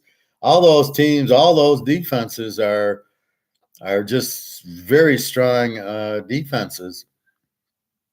Buffalo and Cleveland and New Orleans, Baltimore, KC, and Frisco. That's why there's no scoring. You got really strong defenses. The trend is San Francisco here, Minnesota as a home dog is not good. Niners are a strong road favorite. It's all up to Deebo Samuel and McCaffrey playing. They play. Frisco is not going to lose 2 in a row. Teaser trends, we got Jacksonville, Chicago, Buffalo, Tampa Bay a little bit, Detroit a little bit, San Diego and Kansas City and San Francisco. Those are your teaser trends the last couple of years where you can use it. We can use Jacksonville's. We can't use New Orleans. Oakland's we can't use. Buffalo we can use. Definitely, they've been there a few years. San Diego and Kansas City we can use. And Frisco with Purdy we can only use last year and then this year. So it's just crazy how the league changes, and they wonder why they're scoring down. Hey, let's throw a bunch of pass interference penalties, which is what's happening. You can see that these penalties are ridiculous. They do it all on one drive to get the game close for TV. What is wrong with this sport and this league? They're a bunch of fucking idiots. These are the same guys running the currency.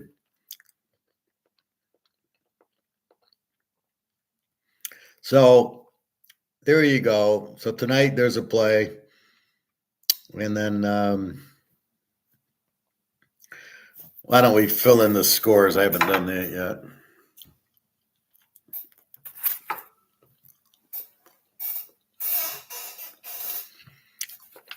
Well, the difference is the value of the dollar can't drop. It's already at 0. So that's the problem. The dollar. So as I told the girl, she wants $4,000.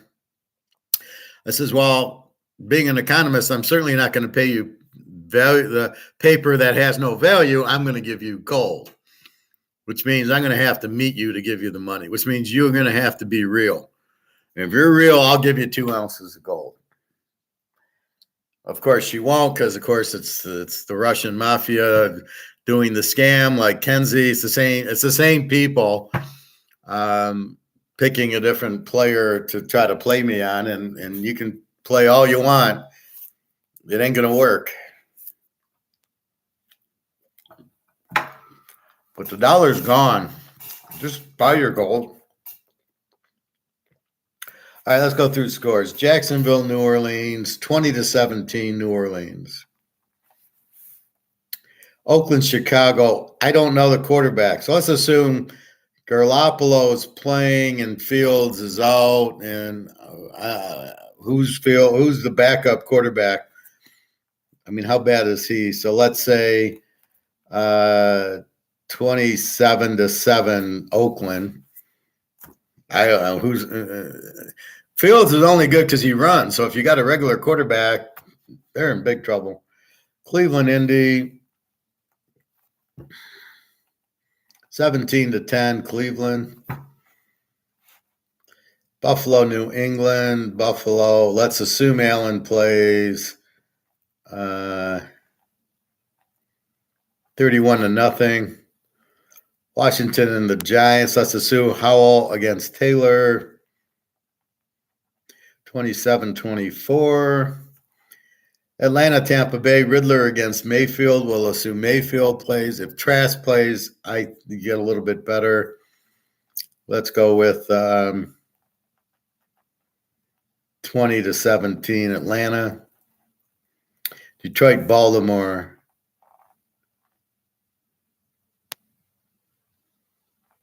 24-20 Baltimore. Pitt in LA. 21-10 Rams. Arizona, Seattle. I have to assume the wide receivers are playing. They're questionable. If they're doubtful, I might not, but if questionable, they play. 31-10 Seattle. Green Bay, Denver. 27-21 Denver. San Diego and Kansas City. 23-21 Kansas City. Philly, Miami. 35-31 Philly. And the Niners, Minnesota. We don't have Jefferson, we know. 24-7 Frisco. I'm assuming the injuries play that are questionable. Now, if we come to Sunday and we find they're not, I will change the scores. That's as of now. Pitt and the Rams total going up. God, why? All of a sudden, Pitt's got a quarterback? They're not. Rams got Aaron Donald, so I don't know why that would go up unless Pittsburgh. But I didn't read any injuries to Pittsburgh.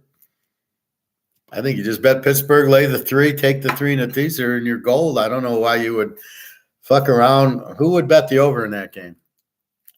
If you think there's going to be scoring, then you bet the Rams because Pitt ain't going to score.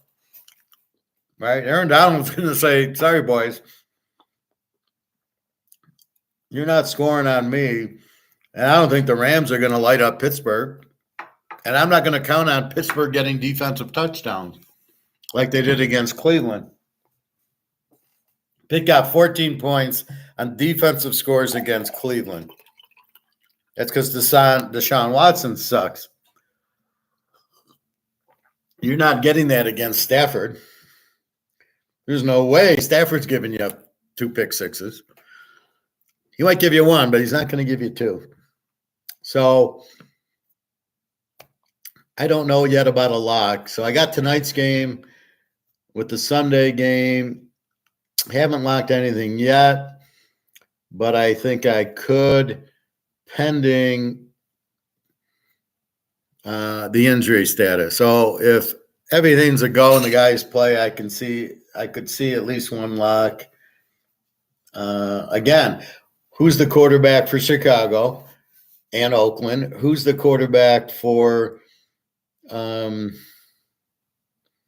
let's see. Well, we know most of them. So who's our quarterback for Cleveland? Who's our quarterback for the Giants? That's about it. So I can see a couple of locks in there.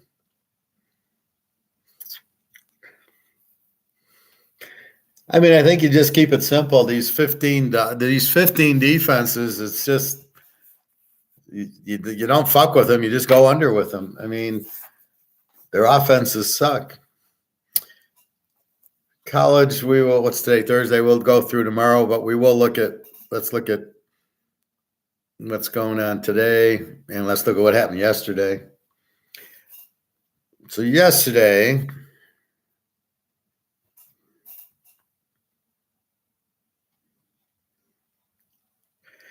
we got Florida International, a live dog, winning 33-27 to Sam Houston. The over team, the W over team beat the under team 33.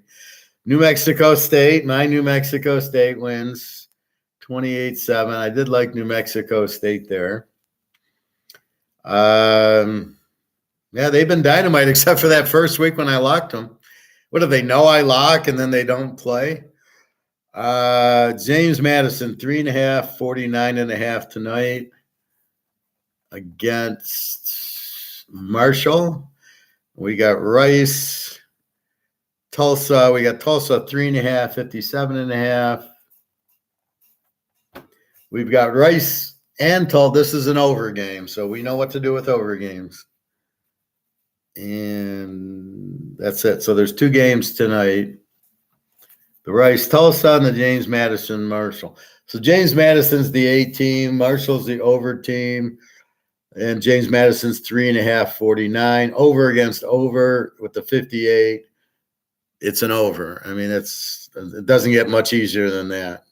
Just tee it up and let it go. Tomorrow we got SMU 20.5, 54.5. Hasn't moved. SMU, the 18, the 17 defense are going against Temple, who gives up 36. SMU should kill them. All right, let's just go through the big games in college. We got Ohio State 4.5 45.5 to Penn State. A versus A. We've got Cincinnati 3.5, 49.5 to Baylor. We got Rutgers 5.5, 40 to Indiana. James Madison, no, they're not. You got to listen. Come on, G, get that hearing aid on.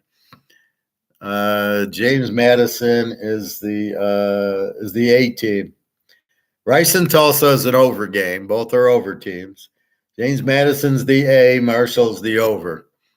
James Madison has a 21 defense, and they score a lot and a good quarterback. And Marshall, they don't have the defense they do. Now, they be careful. They have Ali, the running back, who's very shifty on that side. But James Madison is the A team.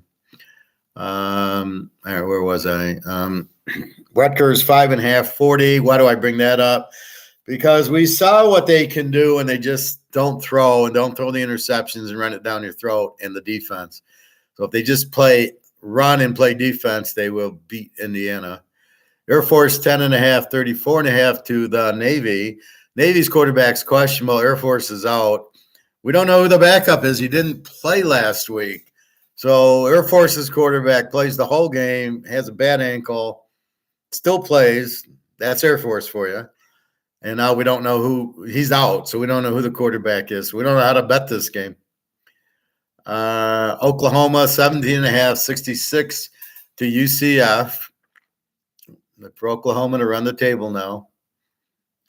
Arkansas 6.5, 48.5 to Old Mississippi State. We've got West Virginia 3.5, 49.5 to Oak State, who looks like a whole different team now. They switched quarterbacks to Bowman. They got a good runner. They've got a great coach, and now they beat my Kansas and my Kansas State team. So I'm a little upset at them. They're a dog at West Virginia. I love this one. So Oak State getting 9.5. I'm licking my lips, licking my lips on that one. So this is a dog play. Oregon 18.5, 62.5 to Washington State, who just lost 41-6 to Arizona. Now Arizona's got a good defense, but not that good of an offense with their backup quarterback. But Washington State scores 6. Where's my Washington State guy who thinks Cameron Ward's the best quarterback and how good they are? They beat Wisconsin and Oregon State at home. And then I said, well, let's see what you do at UCLA, and they didn't show up. Last week was at home to Arizona, I think, and they didn't show up. Oregon off of a loss. Look for them to blow them out. Alabama, Tennessee's your free pick. Take Alabama. Lay the 2.5. Revenge game. I do not like Milton, their quarterback at Tennessee. I got to watch that A&M highlight again just to see their defense. But I think the way Milrose is playing and what they're calling for him, he's not going to throw the interceptions he did against Texas, which is what killed him. He threw 3 picks. Texas wins the game.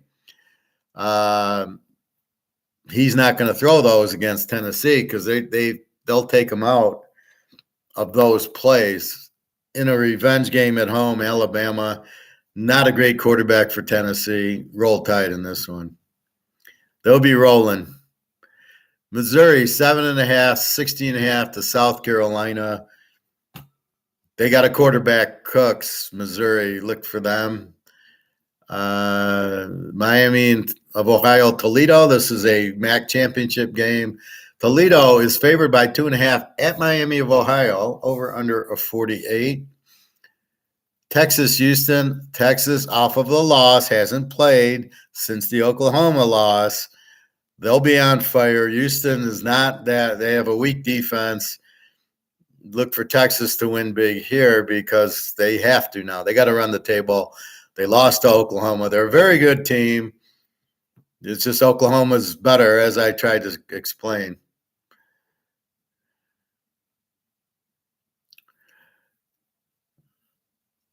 You're watching the Fast and Furious? Oh, that's okay, G. That's no problem. The UTSA game just changed as I'm watching. Went from 3.5 from 3 to 2.5. Amazing. This must be a change. So Hawaii is 160 to New Mexico. This is an over game. Colorado State, Vegas. This is an over game. Utah State, San Jose State, over game. TCU, Kansas State. This was the championship game last year, not this year. K-State 6.5, 59.5. TCU, I think they lost their quarterback, but the backup seems okay. I don't know what to do with this one. Michigan, Michigan State. Michigan 24.5, 45.5. And I look at the schedule and I say the same thing about Michigan as I do about the Lions. They haven't played anybody that's even remotely good. 3 shit teams. Then in the Big Ten, Nebraska, Minnesota, Indiana. These teams, terrible. The best team they've played is Rutgers, and they beat them 31-7. Michigan State lost to Washington 41-7 is the closest comparison I could come here. Normally, Michigan should kill them, but Michigan, normally in this game at Michigan State plays them very tough. Over under a 46. That line just moved. Yeah, 40. That's what it was.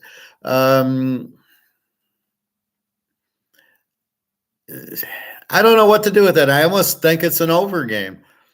Michigan starting to score, so they put up 50. Michigan State gave up, 26 to Rutgers? Well, what was that score, 26? It was our big lock. 27-24 to Rutgers. The fact they scored 24 on Rutgers is amazing. So Rutgers puts up a 27 on them. Now, one of them was the punter couldn't hold the snap, gave Rutgers a touchdown. Normally, I'd look at Michigan under, but I think this is at 46. I think I'm looking at it as an over, which is really bizarre. But Michigan, all they need is a 40. Michigan State can't stop the win. Michigan State will find a way to score on Michigan. They'll get their 10 points. Michigan should put up 35 or 40. Should. But in this game, it never does what it should do. So Michigan can lose 24-20, and you scratch your head going, how the fuck did they lose the game? Because Michigan State plays it like the Super Bowl, and Michigan doesn't. They play the Ohio State game like the Super Bowl. If Michigan would get up for this game like they get up for Ohio State, they would never lose it. But they don't do it. So this is a very tough game. Because Michigan State does not play like they did against Washington. If they did, it would be an easy pick. So I think I like the game over 40. I think Michigan's an under. They're a 7 defense. And maybe they shut out Michigan State, but they just don't do it at Michigan State. So let's go to the history on this. Let's go to the last 2 years, which is fair because Michigan's had good defenses the last 2 years. Last year, 29-7 Michigan. The year before at Michigan State won 37-33 on that Walker when they had Kenneth Walker III, and he put up 4 touchdowns. And I had Michigan State in that game. And before that, Michigan State won at Michigan 27-24. Michigan won 44-10. Michigan won 21. So let's just look at the Michigan State wins. So State wins 37-33 last time. Then in 2018, Michigan wins 21-7 there. Michigan wins 32-23 the last time. And then Michigan State won 35-11 and 29-6 when they were really good in 13 and 14. So if we just go back, it's hard because they had Kenneth Walker, who's the best running back in the country, and they won 37-33. I remember that game. I was going to Alabama, and I stopped in a casino to watch the game. It was a Saturday.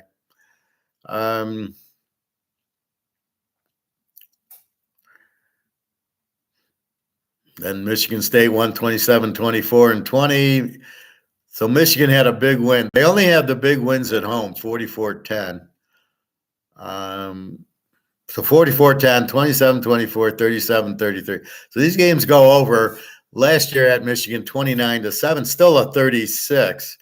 I look for Michigan to put up more points. I think Michigan State really sucked. So what should be an under, I don't like as an under because the under's so low. I think 40. I think Michigan gets 40. I think State will score something, and then Michigan, because State will go on fourth down from their own 5-yard line in this game.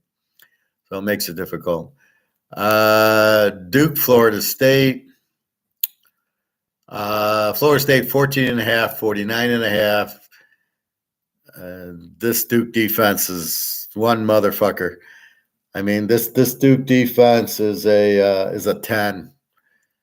There's not going to be a lot of points in this game.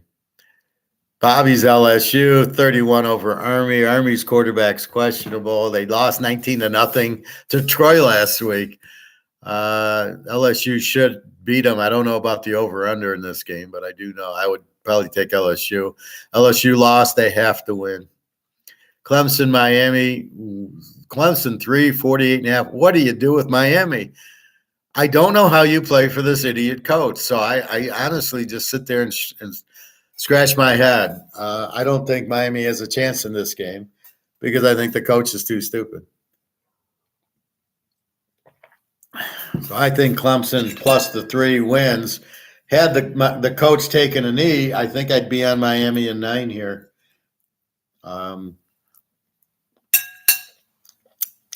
Van Dyke, I don't know that Clemson can stop them. Duke stopped them. Miami, I thought had a good defense. Well, what is it? They're both 19 defenses. You got it's hard to go under with Van Dyke. Clemson's quarterback's okay. But even in the Georgia Tech game, was that last week or the week before? I think it was the week before.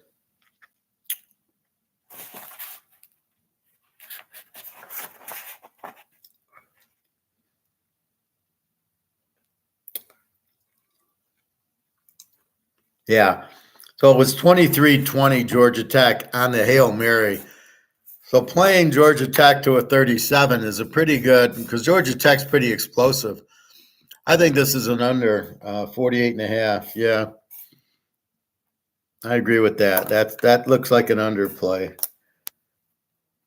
I don't like their offensive coordinator in Miami. They don't use Van Dyke right. He's a superstar, and you're barely using him. And then Clemson, I don't think they're going to have a hard time. I think Clemson wins it close, low scoring. USC 753.5, down from 55, so we'll call it a 54.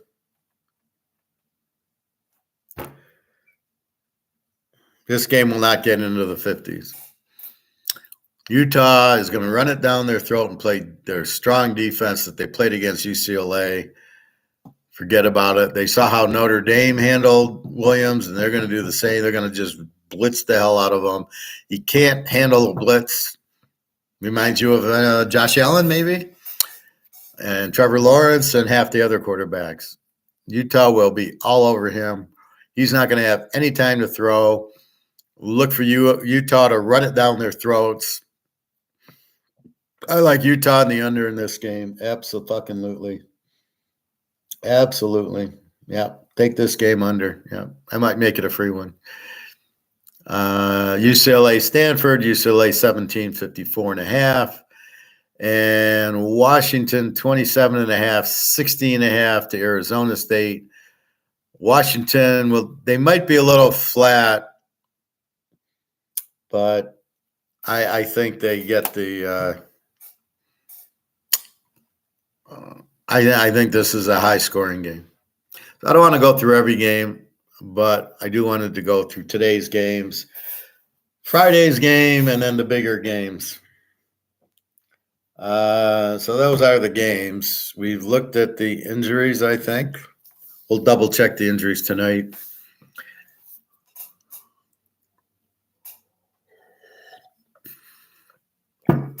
No comment, Prophet.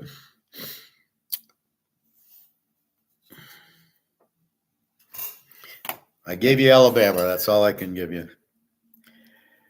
You want the picks? You're welcome to them.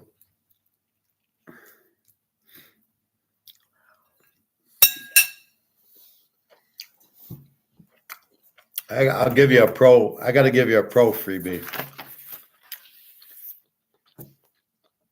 Well, there's so many injuries, it's hard to get a pro freebie.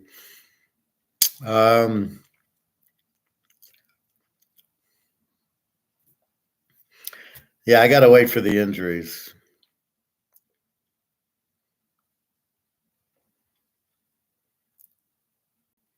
Well, let's give the Lions under as the free play. So your NFL free play will be Detroit, Baltimore under 48.5. How about that?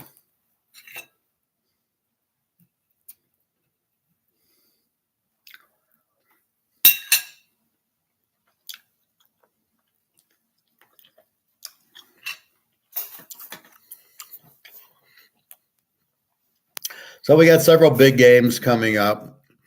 Your two games off of a loss are Oregon and Texas.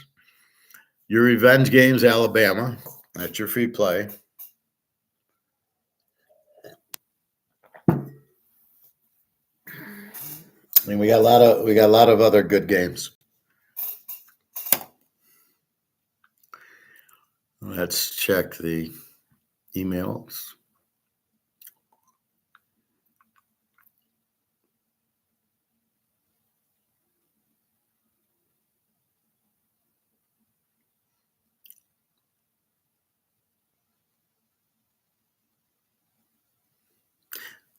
All right.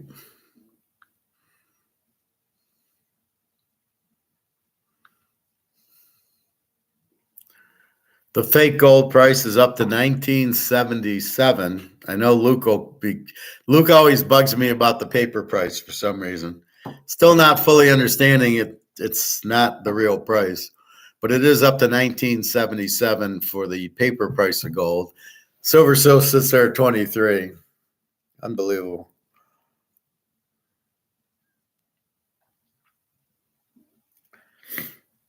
All right, so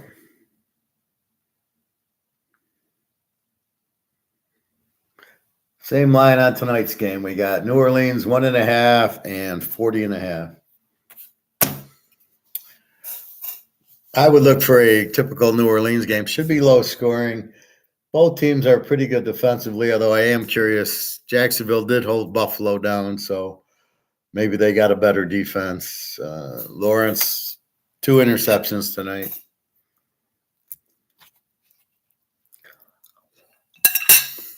All right. So I gave you my games list. Out with the girl, didn't connect. Ended the game.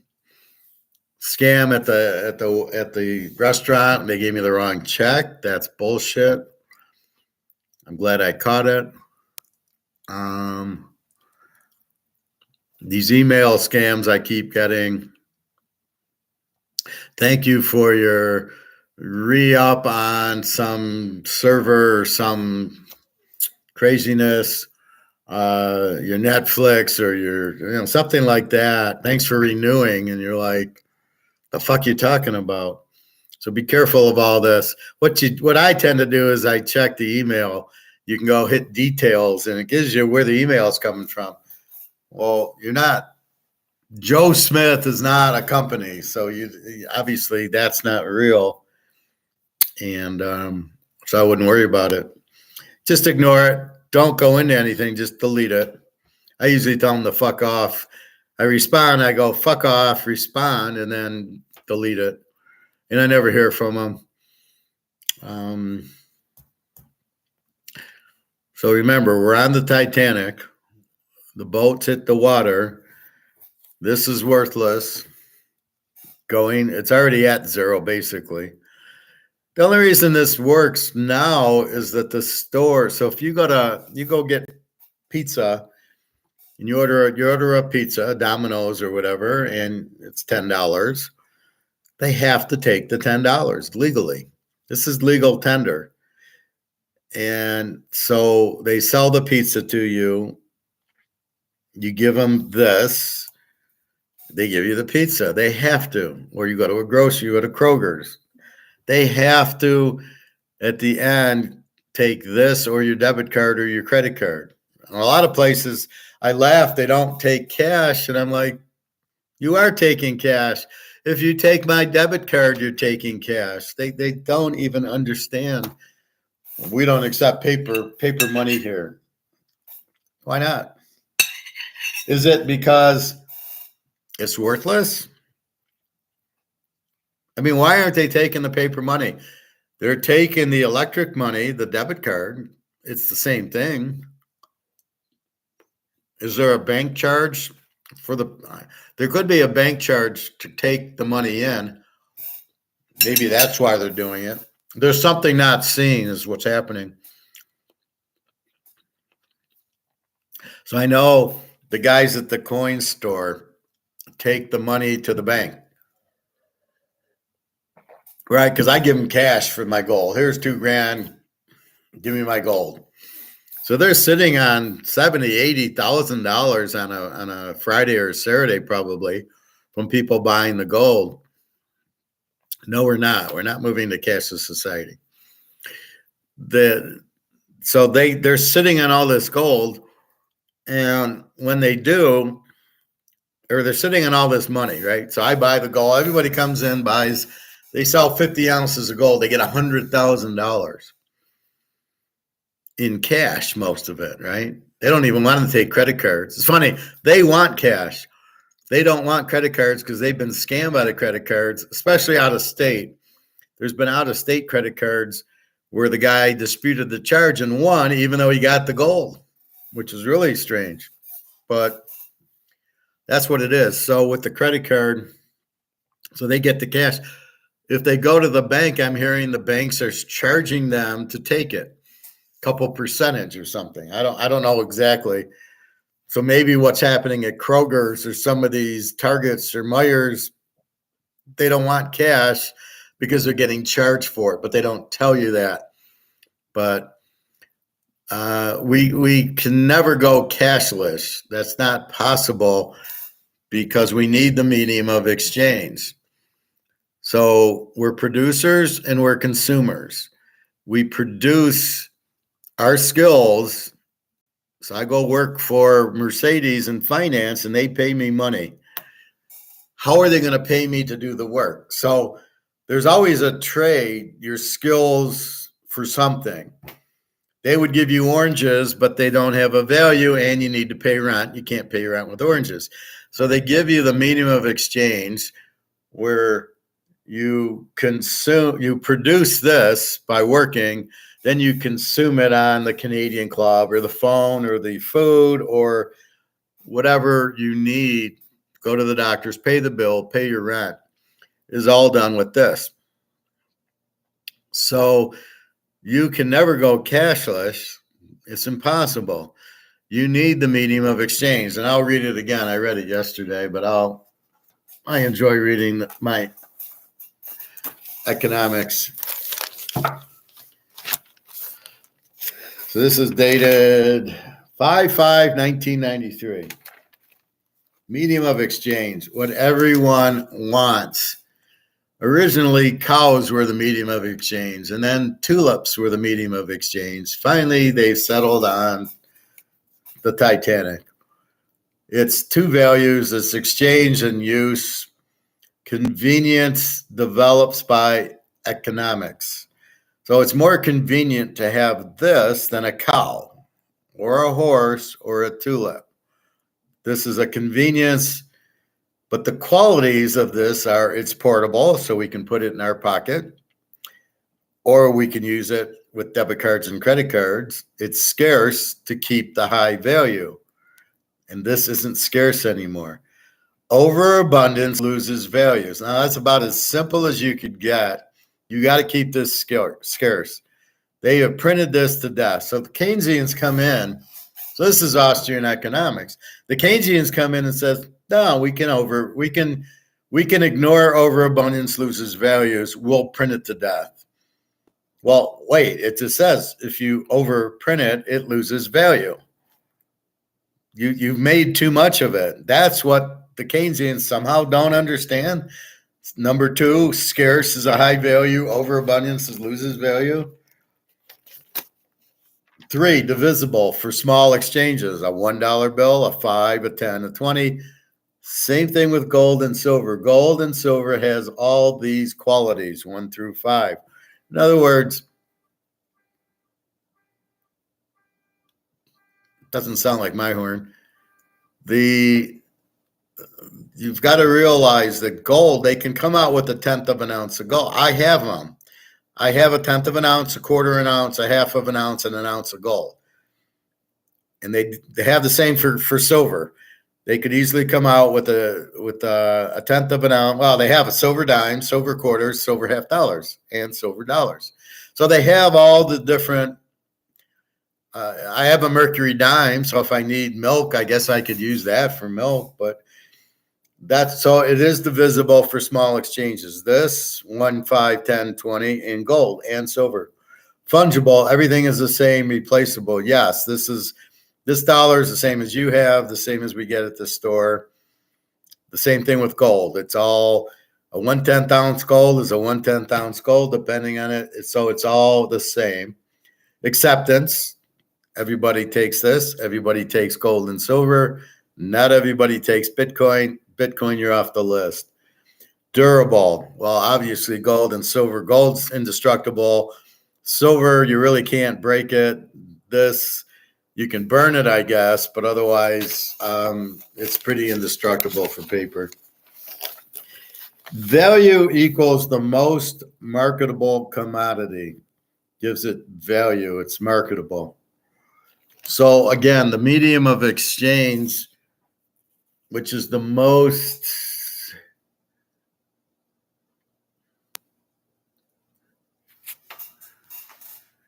so it has to be convenient, right? This is the most convenient way to have money or medium of exchange.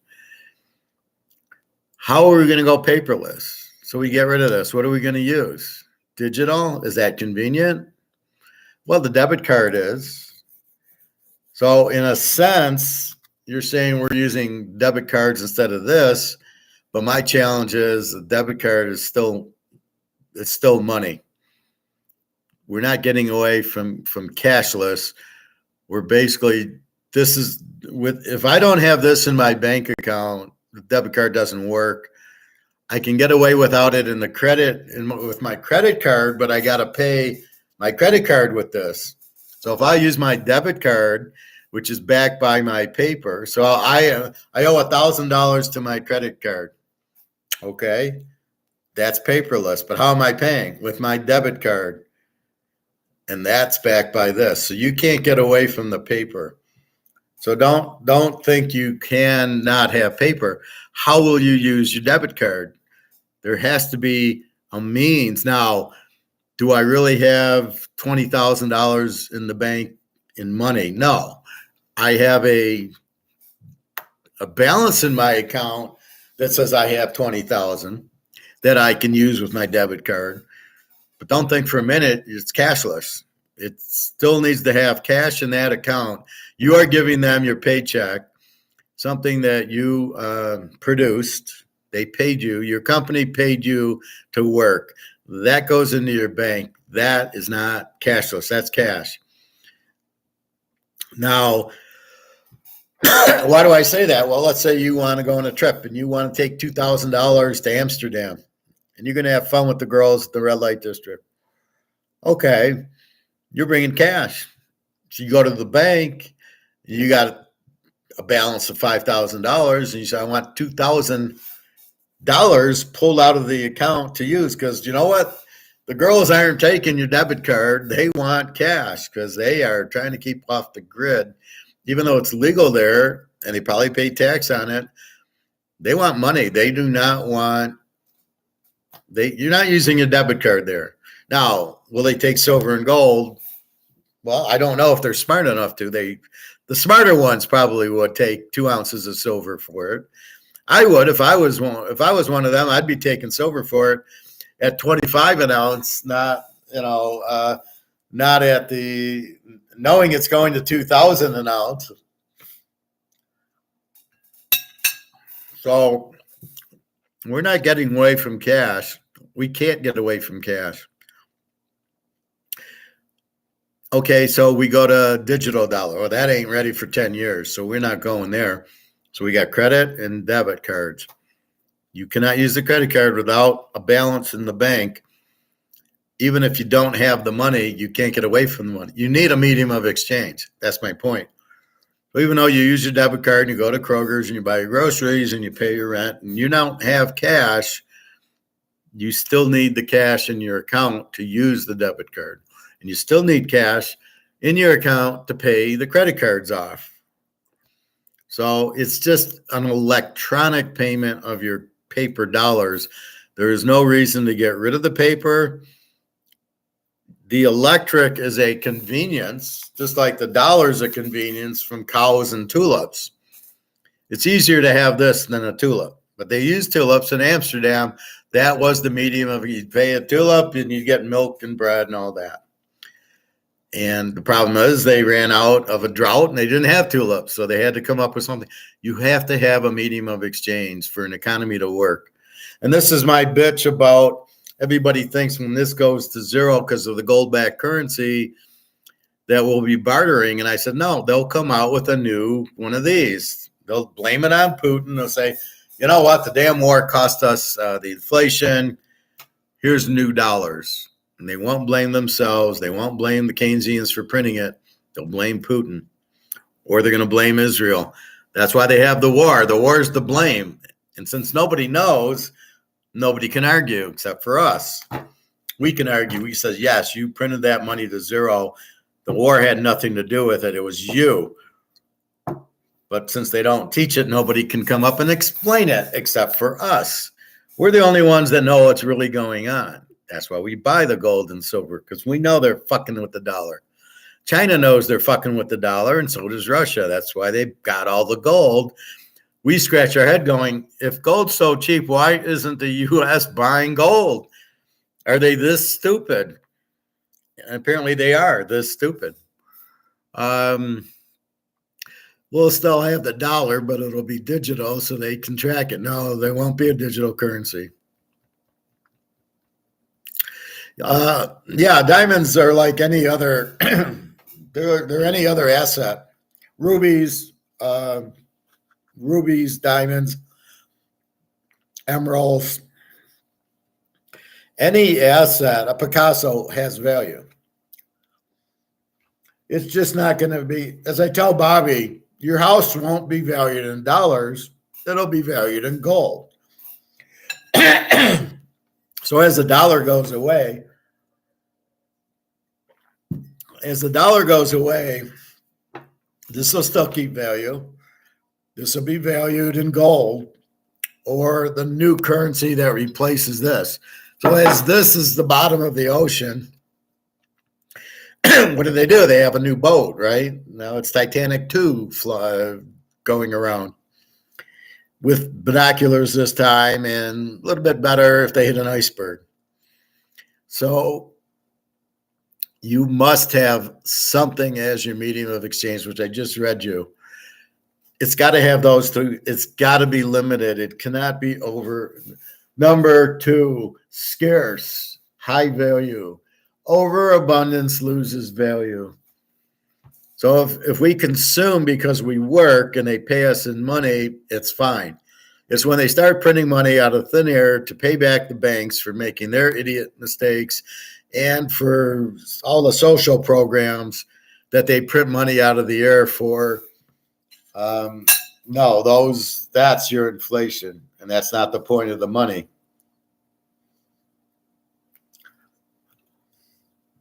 But the money's there for us to produce,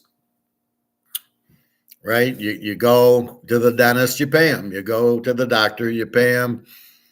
You go to work, as an engineer, or finance, or to the grocery store or a restaurant, and they pay you. So you're producing something. You get the money to you. So they have to pay you in something for your services rendered. Like I said, they could pay you in tangerines. They could pay you in gas. They could pay you in milk, but you can't use that to buy other things. So the convenience is to give you money. So then you can use the money and do what you want with it. That's really your freedom, right? Well, I'm going to go on a trip. I got to pay my rent. I got to pay my utilities. I want to eat food. I got to buy some new clothes. That's the medium of exchange. You get that from working, and then you go consume it, right? You produce, and then you consume. And that's where I get into all my other things on. If you do that, you then have extra money that you want to invest. And that's where all the scams come. That's where Madoff comes from. Attack on Wall Street comes from. All Wall Street, all the bonds, all that Madoff stuff is from you have the excess consumption dollars and you want to make more dollars out of them. In other words, you don't mind going to work 40 hours a week, getting a paycheck. But if you have money left over, or if you get an inheritance, or you make money on football or poker, then you want to invest that and you want to make more. So you want your money to work for you. That's your key. That's what you're trying to do. But that's where all the scammers come out. So diamonds work, but make sure they're real. De Beers owns the monopoly on them, like JP Morgan owns the monopoly on Comex. So just be careful with diamonds. But yes, make sure they're cut, quality, carats, and clarity, or whatever the 4 C's are. But make sure you have them. Graded's better. The reason we want to have digital dollars is because the banks don't want it.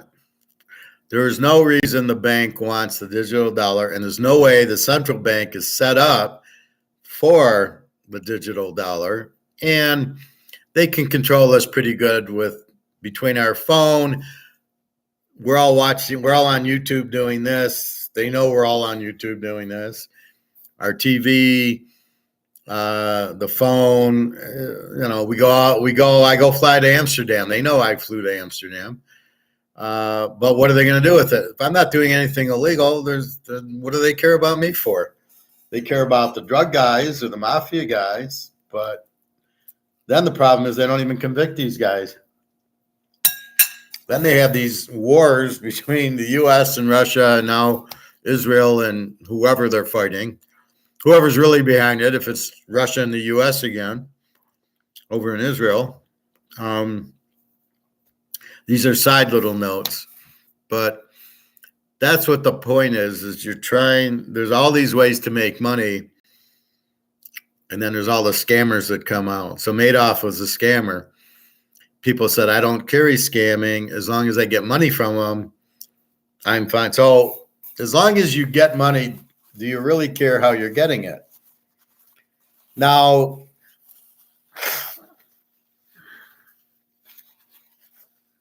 with Madoff, they didn't care how they were getting it. They were just, this guy's giving me, I gave him $100,000 and he's giving me 15%. I don't care where he gets it from. But then as soon as he goes broke, they're all crying. Oh, he scammed me. Bullshit. You knew it was bullshit the whole time, because nobody's stupid enough to just not know okay, Bernie, how are you making your money? Well, don't ask me. If you really want to know, I can't answer the question. So if you want to make money, if you want me to give you 15%, don't ask. Okay. So they all knew it was a Ponzi scheme, but it's like this Amway or these other ones where, well, if you get 5 more people in, I love the Amway one. There there was this company in Michigan, and it was all, oh, you buy products and you get points, but you get people in, and the more people you get in, you move up. Oh, you mean it's a Ponzi scheme? I love how they were vague about it. They didn't want to tell you it was a Ponzi scheme. And I would figure it out right away and just laugh at these people like, why are you bothering me? I'm too smart for you. You don't understand that. That's not going to work on me. But it's always the greed factor. You'll get money for nothing. You go to the casino and you play slots. Oh, I'll put a quarter in a machine and I'll make money. Yeah, right. Your odds are horrible. That's what I try to tell you on these proposition bets. Well, last week, Will Emmett Smith Jr. score a touchdown. I get 340 for my one. Your real odds are like 2,000 to 1, but you're making a bet without knowing the real odds. So you're just trying to make money. And this is the point that you're not getting. In order to play, you should know what you're playing. You have to understand craps and the odds. You have to understand blackjack and the odds. And you have to understand poker. If you determine that I have extra money, I'm going to gamble it. I'm going to go play poker. At least if I play poker, I'm not playing the casino. I'm playing other players. Well, I got no problem there. I'm smarter than all of them. I can read them. I know when to get in and get out, when to raise and when not to. So I realize that. So I can play poker because I don't have the house edge on them. Craps, I got a problem. Blackjack, I know I got a problem. Roulette, I know I got a big problem. So the table games aren't, really not I'm not going to win at. I might win, but it'll be lucky. And that's why, go into stocks, go into bonds, go into real estate, diamonds. But diamonds are still an asset, but probably unless people go into them, are they really going to go up in value? So you buy a diamond and it's a high grade. I don't know if they grade them like coins, like a PS70 or MS70 or whatever. Not sure, but I know it's the cut, clarity, quality, and whatever else, the 4 C's. So you buy it for $20,000. What makes the value go up? Is there a exchange? Is there we know there's a market for it, but is there an exchange for it? In other words, what makes it go up, right? So you must understand all that before you jump into it. Diamonds are an asset, will have a value, but it's like the baseball cards. So if I have a Mickey Mantle, right?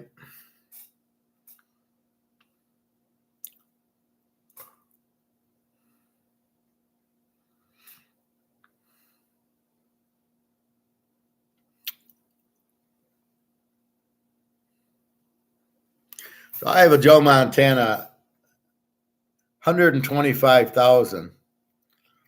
How does this go up? Only if in this market I can put it out for 135 and somebody will buy it.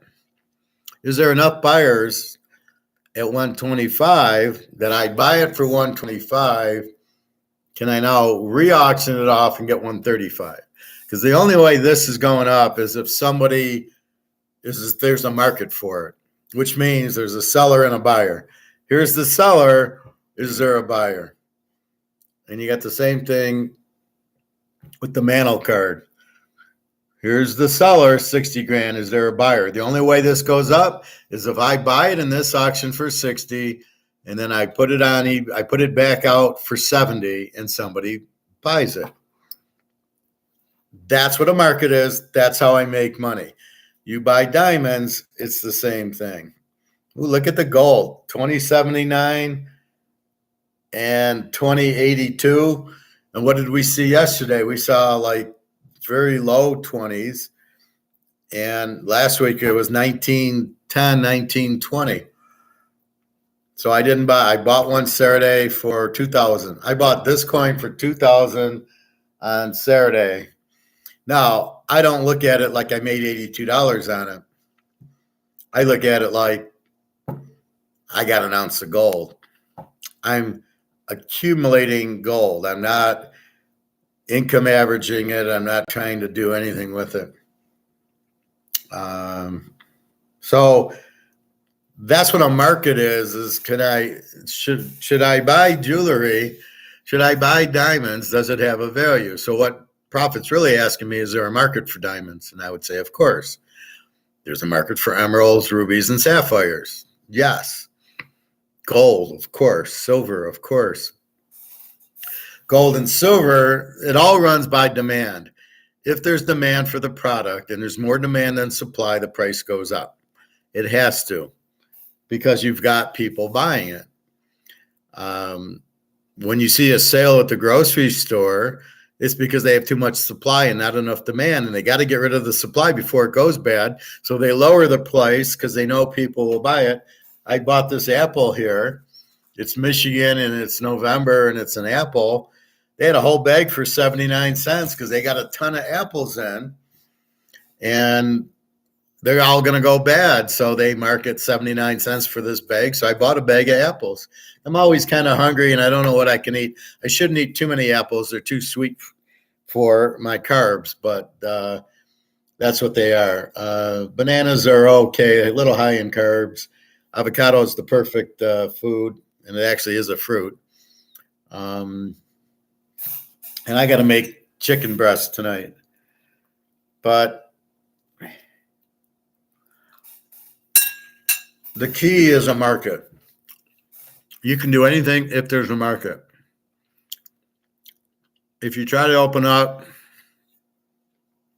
a restaurant, let's say Zimbabwe, I'm going to sell Zimbabwe food. Is there a market for it in Detroit? If there is, you'll do great. If there isn't, you can't sell it because there's no market. I think Seinfeld had an episode where the Indian guy's trying to sell his Indian food and there was no market for it, so he closed it. I'll be the only Indian restaurant but nobody wants it. If you don't have demand, if there's demand, you can sell it. So this is what they're going to have with the electric cars. Is there demand for it? No. Why do I want to get rid of my gas-powered car for an electric car and worry about finding a charging station when I can just fill up my car with gas and be on my way? I don't have to worry about it. Change my oil. I change my oil every 5,000-6,000 miles. My brakes and my tires I'd have to change on the electric car anyway. So that's the only advantage. But I got to charge it and find charging stations and worry about the battery not dying or catching on fire. What do I need the headache for? I got a perfectly good car now. You're not making it worth it. So then you come out with this bullshit for the environment. Oh, we'll all be dead in 25 minutes if you keep driving your gas-powered cars. Bullshit. Again, an argument that nobody can prove, and it isn't real. It's used to sell electric vehicles. What do they sell it as? Clean energy. Is it really clean? No. It costs more pollution to get the shit out of the ground, the lithium and stuff, to make the batteries than, so I'd rather drive my gas-powered cars. I don't see pollution coming out of my car. So anyway, we'd all be dead if there was. I mean, we've had gas-powered cars since, 1920? Henry Ford. And we're all fine. I mean, we're dying from the sugar and the high fructose corn syrup in the cars, but we're not dying from the cars. So the very key point is there markets. So as you make your money and you spend and you have extra and you want to invest, you say, God, if I buy $20,000 worth of gold and it goes up to 50,000 an ounce, and I bought 10 ounces. I bought 10 ounces of gold for $20,000, and it goes up to 50,000 times 10. I got 500,000. I just made a fortune with a very small investment with no risk. That's what I keep trying to bang into your guys' heads is the The risk is zero. The reward's huge. Where else are you going to buy Microsoft stock? You think it's going to go up? It's not going to even keep going up. It's going to start going down because they're not going to make earnings. Who's buying computers? As the recession grows, as the inflation grows, I don't care about your, Canadian club. I don't care what your cost did. Well, like the Italian restaurant say, I don't care that your cost went up. I'm not paying $22 for chicken. I can't afford it. So I'm not going to do it, right? I don't care that Canadian clubs' costs went up. I'm not paying $100 for this bottle because your cost went up. Go fuck yourself.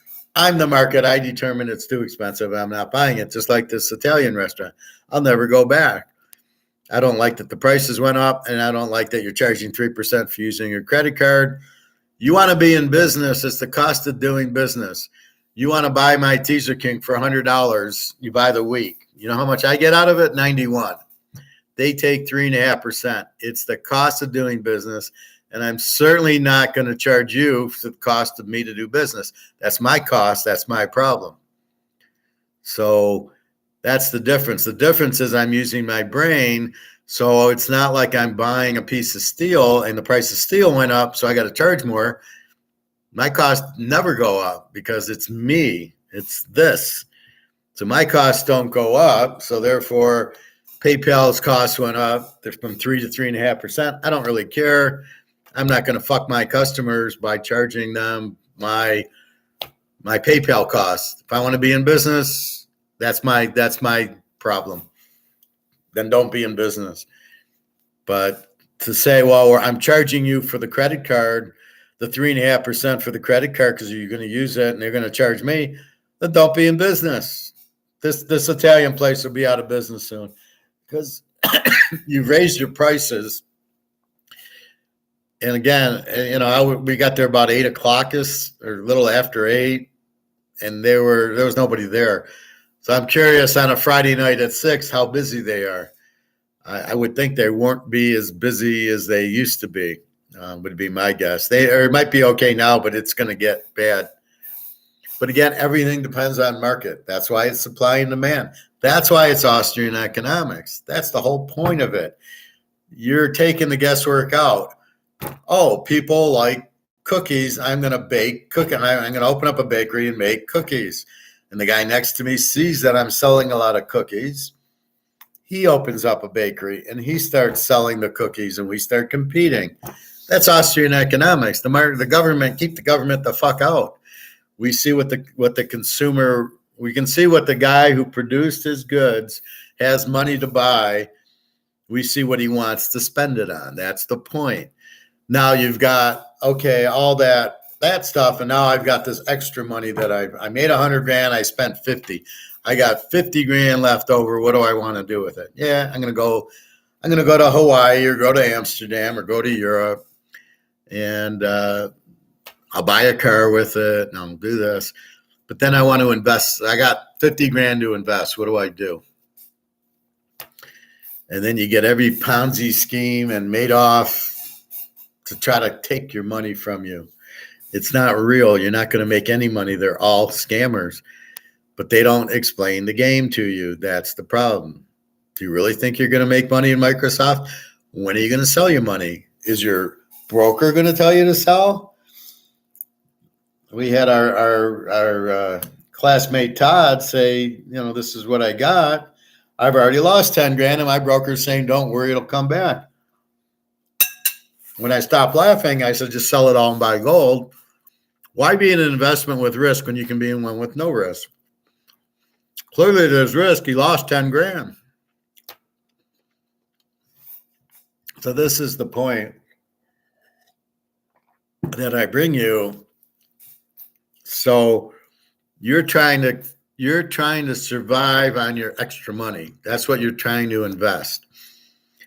But you don't know the game of investing. What do I do with the investment? And then they keep the price of gold and silver down because it's the easiest game to play. You buy it, you hold it, it goes up because the demand is huge. That's why all the central banks are buying it, because it's real money. So it all comes down to the game of this is going to zero. Gold has no risk because nobody can print it. And gold's about to go through the roof because JP Morgan's been COMEXing it price down, is all going to be gone because the Russians are saying, we don't want to play your game. We're going to come out. We're not going to use the COMEX price. We're going to come out with a new Russian ruble-backed, gold-backed ruble. And then a BRICS will have a gold-backed currency. And we're not going to use the COMEX price. We're going to make our own because we can't afford to print so much at 2,000 an ounce. We need a higher price. We need like 20, 30,000 an ounce for the ruble, right? But they don't want us to play that game. So the object of the Fed and all the Wall Streeters, all those assholes, is to keep you in the paper game, keep you in the dollar, keep you in stocks, keep you in bonds, keep you in the bank. That's the paper game. But the problem is the paper is going to zero, hence the Titanic turn. So the paper is at zero. What's your investment at? Zero. What's your house worth? Zero, because it's priced in this. So we need it priced in gold, or we're going to have a new medium of exchange that isn't printed to death. So really what they're trying to do maybe is to kill this for central bank digital currency to control everybody. What's the means to the end? So, okay, you're controlling us for what? What, are we all going to be in a prison? And then what's going to happen? You're going to want to get your hair cut. Well, the guy who cuts your hair is in prison. You're going to want to get gas for your car or electricity for your car. Well, those guys are all in prison. So the guy who would run the electric company's in prison, and you can't get electricity for your car. I mean, the whole thing's so stupid.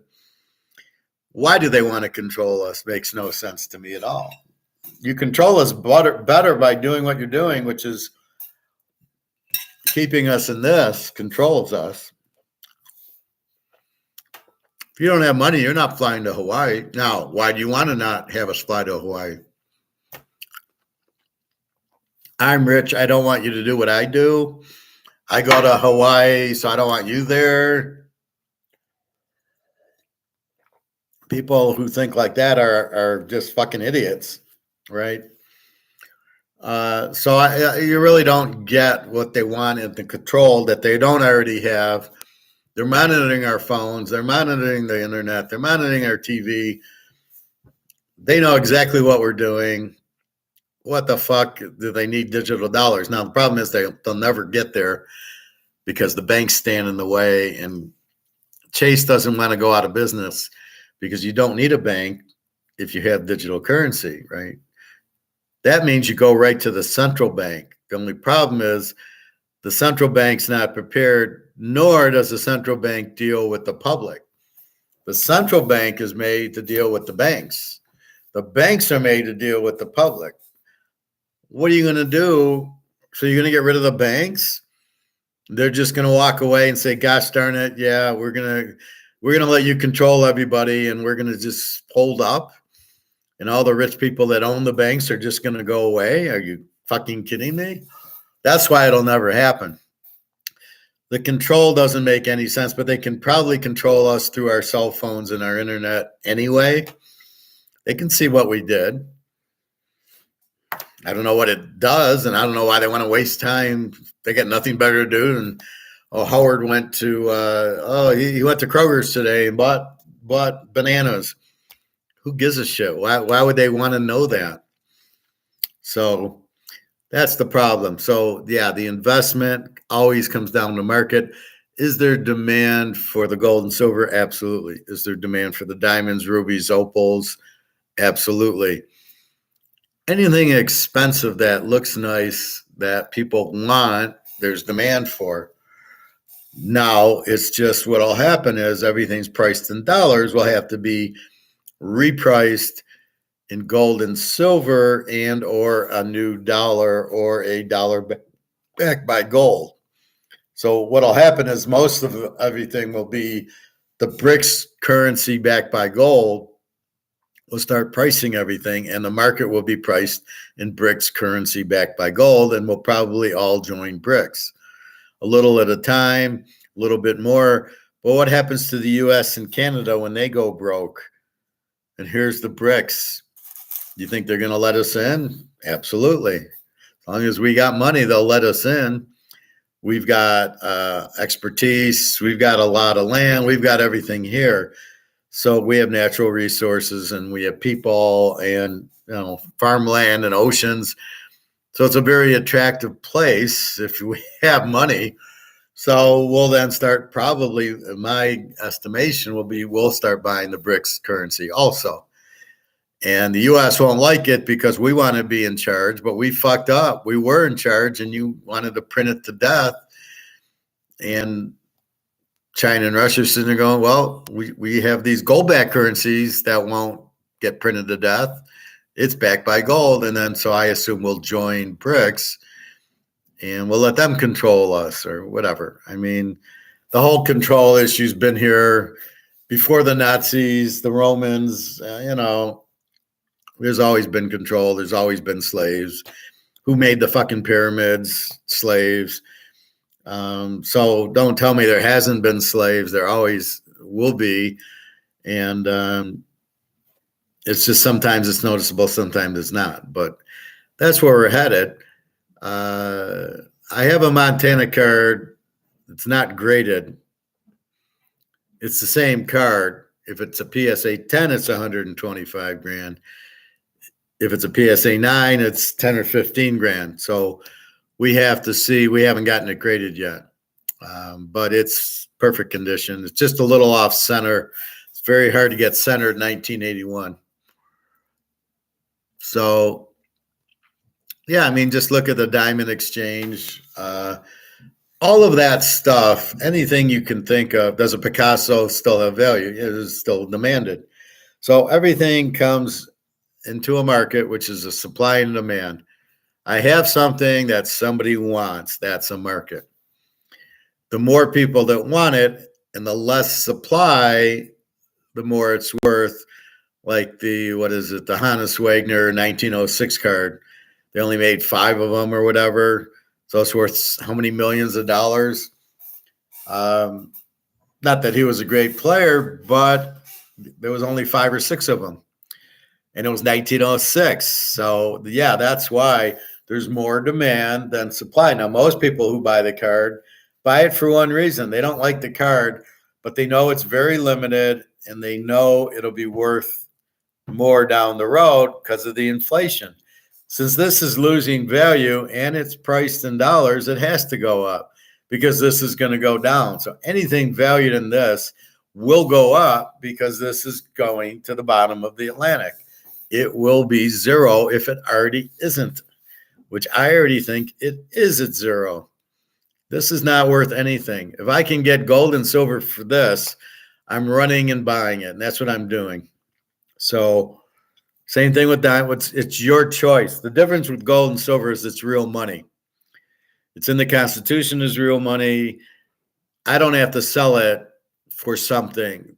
What are you going to do with the diamonds? You're not going to Kroger's with the diamonds to buy milk and sugar and eggs or buy Bobby's house or buy a car.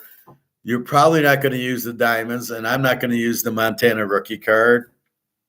The whole thing, you're going to have to sell it in whatever is the money. But if you have gold, you don't have to sell it. You've got the gold. Now, can I sell the diamond to Bobby for his house? How do we know the value of it? Gold, we know the value. It's printed, right? Then the gold will be valued in, does Bobby take an ounce or 2 ounces of gold for his house?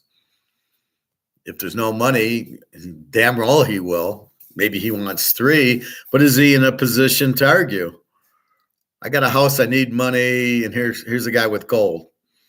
And I know the gold's good, and I know it's worth a lot. Am I going to really, if he offers me 2 ounces of gold for the house, am I really going to say no? Because by then the gold will be worth 100, 200,000, but it won't even be worth dollars anymore. It'll be in worth of what it buys. So it'll buy a nice house. Oh, you have a 2 ounce You have a house worth 2 ounces of gold, you're a fucking rich motherfucker. That's the point. If I have diamonds, how do we get the price of diamonds? Because now the price of diamonds cannot be in dollars. This goes away. When this goes away, you have to price everything differently. This is what these stockbroker people are clueless on. This Bill Halter and Mark McGuire, they're clueless on things get priced in gold. They think, oh my God, we'll have to do barter. No, you're not going to do barter. You're going to reprice everything. Even if you do barter, you're repricing it in gold and silver. They don't get it, but you'll just switch currencies, right? It'll be a new euro. It'll be a new dollar. Question is, how long do those currencies go if they're not backed by gold? They'll put out a new one. It'll last a few months until it gets backed by gold. And then we'll all go to China and Russia because they'll have the BRICS currency backed by gold. And that's what they're just, Russia's not waiting. China's kind of waiting for it, but they don't have much time to wait for it because they have to, their yuan's falling apart. So they need new currency backed by gold. And that's basically what you have. So, any asset that there is a market for has value. My Canadian club, this has value. It's not a diamond. This is probably worth $100, and then it'll probably be worth a tenth of an ounce of gold, maybe, or maybe an ounce of silver will suffice. Problem is, when I have 600 ounces of silver, I'm much more tempted to say, I'm fine with silver. I want gold for it. Give me a quarter ounce of gold for the Canadian club. Can I get it? I don't know. I don't know how desperately people want the Canadian club 12-year. People will want milk and eggs and stuff like that, and houses and stuff like that.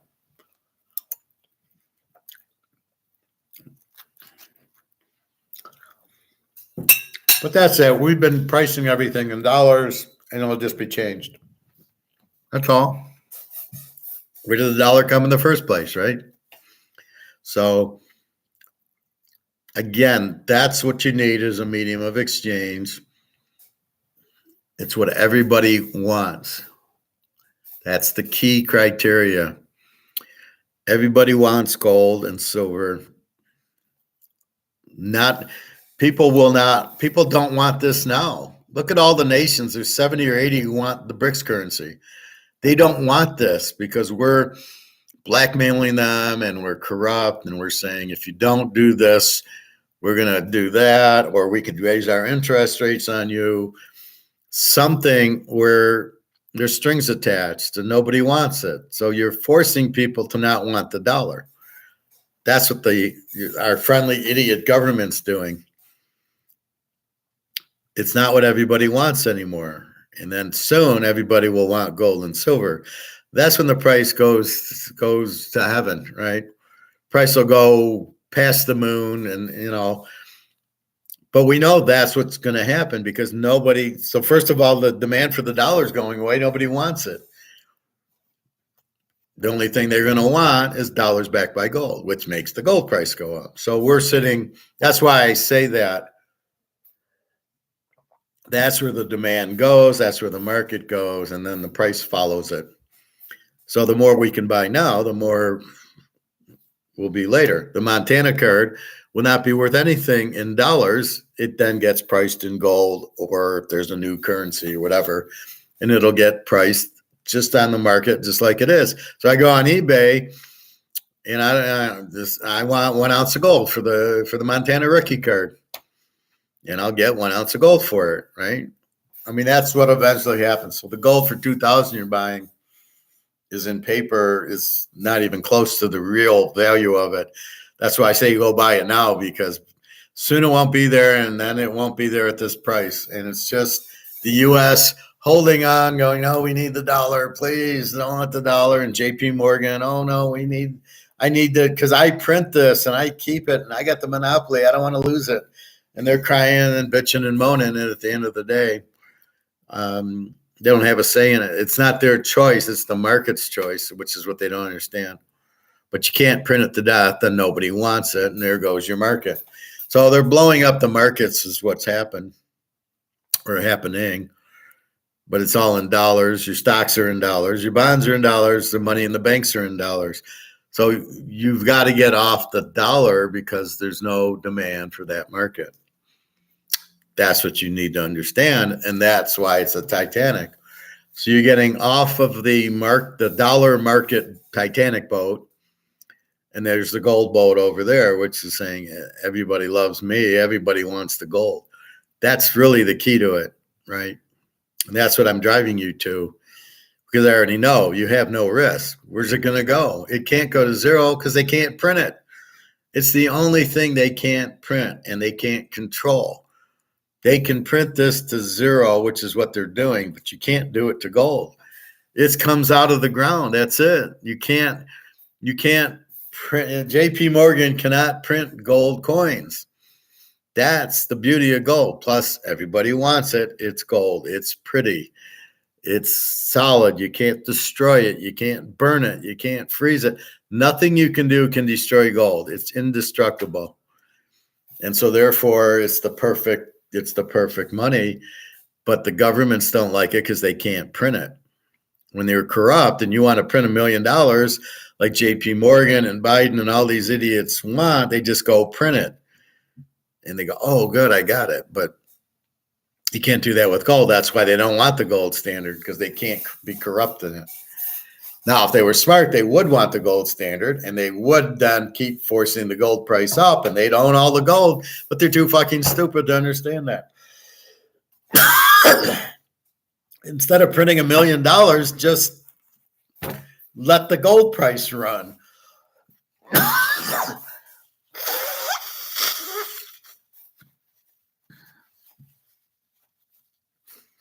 So if I'm running, whatever, if I'm the president, I buy gold and I go, you know what? Gold's at 20,000 an ounce. Let's make it 30,000 an ounce. And I just made 10,000 an ounce on all my ounces. Why aren't they doing that? Because they're so fucking stupid. They want money that doesn't work in central banks. These are the idiots that want control over us. They're too stupid to control gold. They're not going to control us. Who's going to be controlled by these guys? Fuck them. I'm not going to be controlled by it. That's why I'm buying gold and silver. They don't know I have it. How are they going to control me? What are they going to do? You can't sell your car for a Ferrari. Well, I just did. Here's 2 ounces of gold. I got a Ferrari. You can't control me. And I'm on gas. What are you going to do? Well, we'll take away the gas. You can't do that. What do you think? Mobil and Shell and Sunoco are just going to walk away and go, golly gee, I guess we're out of business? And all you do is piss off the Saudis. So they say, fuck, we'll get out of the dollar. We'll show you.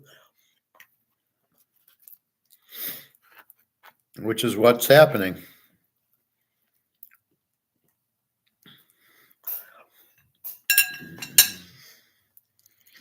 So I don't know who's stupid enough to try to control us and more or less get us out of oil, which can never work. There isn't enough electricity in the world to run if we had all these cars going electric. So if you have 17 million cars now, and now you have 17 million electric cars, you don't have enough electricity. You don't have enough oil to run the grids that are required to get the electricity. So what are you going to do? Say, well, on Monday, if you're A to M, you can fill up your electricity car, and if you're N through Z, you can do it on Tuesdays. Is this what they're gonna? They don't have enough energy. They can't go without oil, so the whole thing's a moot point anyway. It's all about money because it's corrupt. That's what happens. So it's all bullshit. Central bank digital currencies will never happen. Electric cars will happen like Bitcoin. If you want one, you can get one, but they'll always be oil. I mean, if we have to go to Europe to get it, or Saudi Arabia to buy it, or Russia to buy it, or wherever to buy it, Europe, then we'll just do that. We don't have to stay in the U.S. If it's going to get this bad, then fuck it. I'm going to move to Europe. I don't care. I'm going to move to Switzerland. and meet Egon for lunch every day. I mean, I'll do that. I mean, if that's what we got to do. Everybody moved here from everywhere else. There was nobody in America. The Europeans came over, Columbus and whoever else. And then as people knew that this was a country, they moved here from Europe and Asia. And you can see you got Africa, Asia, China, everybody's represented here. And it's fine as long as you pay your taxes and don't kill anybody. You just got to live by the laws. Don't kill anybody, pay your taxes, you can live here. How easy is that?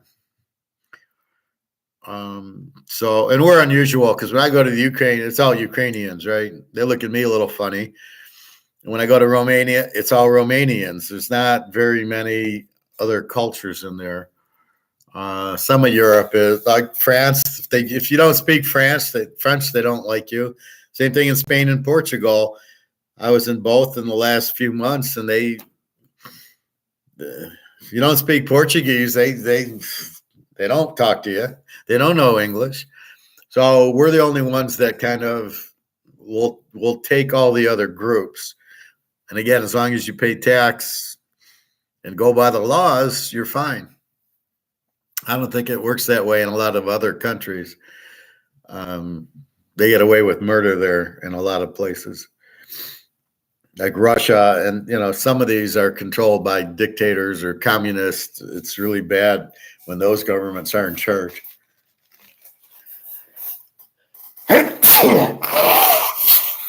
Excuse me. Anyway,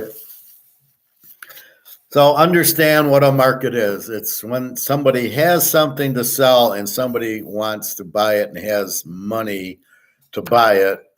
They determine the price. I want $20. Well, I only have 10. How about 15? Okay, there's your market. It's when they jack the price up to 100 and you're like, I'm not giving you 100. I'll give you 20. That's it. And that's what I warned the barbecue guy at. You want to mark your ribs 45, go ahead. You're not going to get customers who are going to pay you 45. So this Italian place, okay, 22 is a one-time thing. I'll never go back. So you can fool the customers once, and that's it. You won't stay in business. And I thought the food was terrible anyway there. But anyway, that's what a market is. So the question of diamonds or gold or all of it will be worth something. Right now, it's priced in dollars, but that will go away. The real assets don't need to be priced in dollars. So diamonds, gold, rubies, Picassos will be priced in their own value. Gold will be priced in gold. A Picasso then gets priced in gold. The diamonds get priced in gold. Bobby's house gets priced in gold. Mercedes gets priced in gold. So everything then changes to, well, we're not using this as the medium of exchange anymore. We've got a new one. Maybe it's gold and silver. That's what the Romans used. Maybe it's a new dollar. That's perfectly fine. If that's the case, if there's demand for it. All the countries are not interested in this. So the key is medium of exchange, what everybody wants. That'll be your next dollar, what everybody wants. What's everybody going to want? Gold, because we trusted you with this and you fucked us. This is worthless. We're okay because we dumped our dollars and bought gold and silver, or in Prophet's case, diamonds. So in this case, we're okay when this collapses because we're not in it. We're not holding 100,000 of it and watching it go to zero. We're ahead of the curve. I like to say I'm the Joker. So we're already out of it into gold and silver and baseball cards and whatever assets or Rolexes or diamonds, whatever asset that doesn't need dollars is what we're in. You wish. Okay. Well, have a nice day, Prophet. That's the point. You are out of the dollar as it collapses because nobody wants it. It's what everybody wants is the key. So that's really the key to it, is getting out of the dollar, because not everybody wants it, and finding what everybody wants, which is gold and silver. But they've been doing a good job of scamming everybody, so you don't really want gold, and so they're making it so you don't want it. Oh, it doesn't have a value. You don't want it, and that's what they've been trying to do. And then as they try to do it, we go, oh, okay. Well, yeah, I don't want gold either. I'll buy stocks, or I'll buy a house, I'll buy real estate, or I'll have my money in the bank getting a 9% in an annuity, or a 5% CD, or whatever. But you're still in the dollar that nobody wants. So they're just selling you instruments and scamming you and making money on the commission. And the question is, do they then buy gold with the commission they make? Most of them aren't smart enough to buy gold because they don't realize what it is. Putin knows and China knows. So really, that's the key. It must be what everybody wants. That's the medium of exchange. And this is not what, there's 90 countries that don't want this anymore. And you can see all it does is causes massive inflation. Venezuela and Sri Lanka and Greece and all these places, Turkey, massive inflation. And with that, then creates the dollar being worthless and gold going through the roof. If it was priced in those currencies, but it's priced in dollars, so the value, so their currencies are going down, but the gold, so the gold's going up in their currencies, but in the US, the gold really hasn't moved much because the dollar doesn't go against gold, it moves against the other dollar. So it's you can't measure that this is worth nothing. And that's what they're doing that's the Madoff part of it. They're scamming everybody. So everybody thinks that the dollar has value, which it doesn't. Everybody thinks gold doesn't have value, which it has a huge value. So just understand that concept of that game. Otherwise, let's check the line one more time on today's game.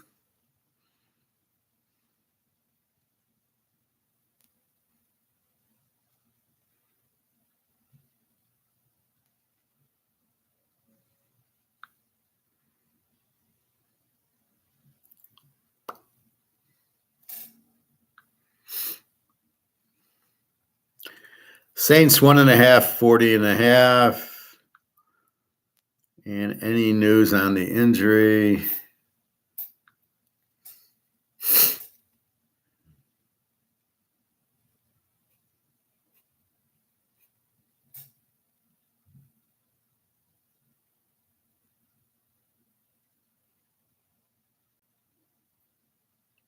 Trevor Lawrence still questionable. So not much movement. I did play the game tonight, and I gave you the free pick, the Detroit under.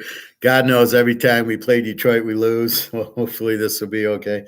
I think we're safe here. Baltimore's 15 defense. I think this is low scoring because I don't think Lamar has the quarterback skills to hurt the Lions like Geno Smith at Seattle or Mahomes. So it'll be probably a lower scoring game. I don't think Detroit looks like they have against these shitty teams that they've been beating, making them look really good. But again, these people are just so stupid. They see the outcomes, but they don't look at who are they playing. Hey, Luke, when this dollar is going to collapse soon, it seems like it's a global currency issued everywhere. Gold will have to get revalued. Well, that's what's going to happen. It's a global currency that, keep in mind, 80 countries don't want it anymore. So I just read, what is the medium of exchange? It's what everybody wants. Well, wait a minute. Everybody doesn't want the dollar. The Russians can't even get it, but 85 countries or 90 countries don't want the dollar.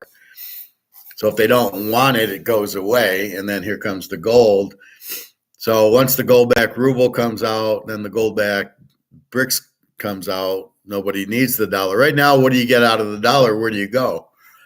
The only answer is the gold. But if you're in Saudi Arabia, what do? You don't want US dollars, so you own Saudi dollars, which lose value. See, when you buy within your country, you're okay. So here, US dollars, I can go to Target and buy stuff. I'm fine. It's the products that come in from other countries where the problem is. So in Russia, when the products come in from the US, they get fucked because then it takes more rubles. But since it's sanctioned, the other products, I saw there's like a fake Coca-Cola. It looks just like it, but it's not Coca-Cola. But the problem is, so when you go to the grocery store, but the price goes up because the materials needed to make the Coke and the food and the clothes are coming from other places, and it costs more rubles to buy it. So eventually the rubles go to gold, and that's how the dollar will break up. People won't want it.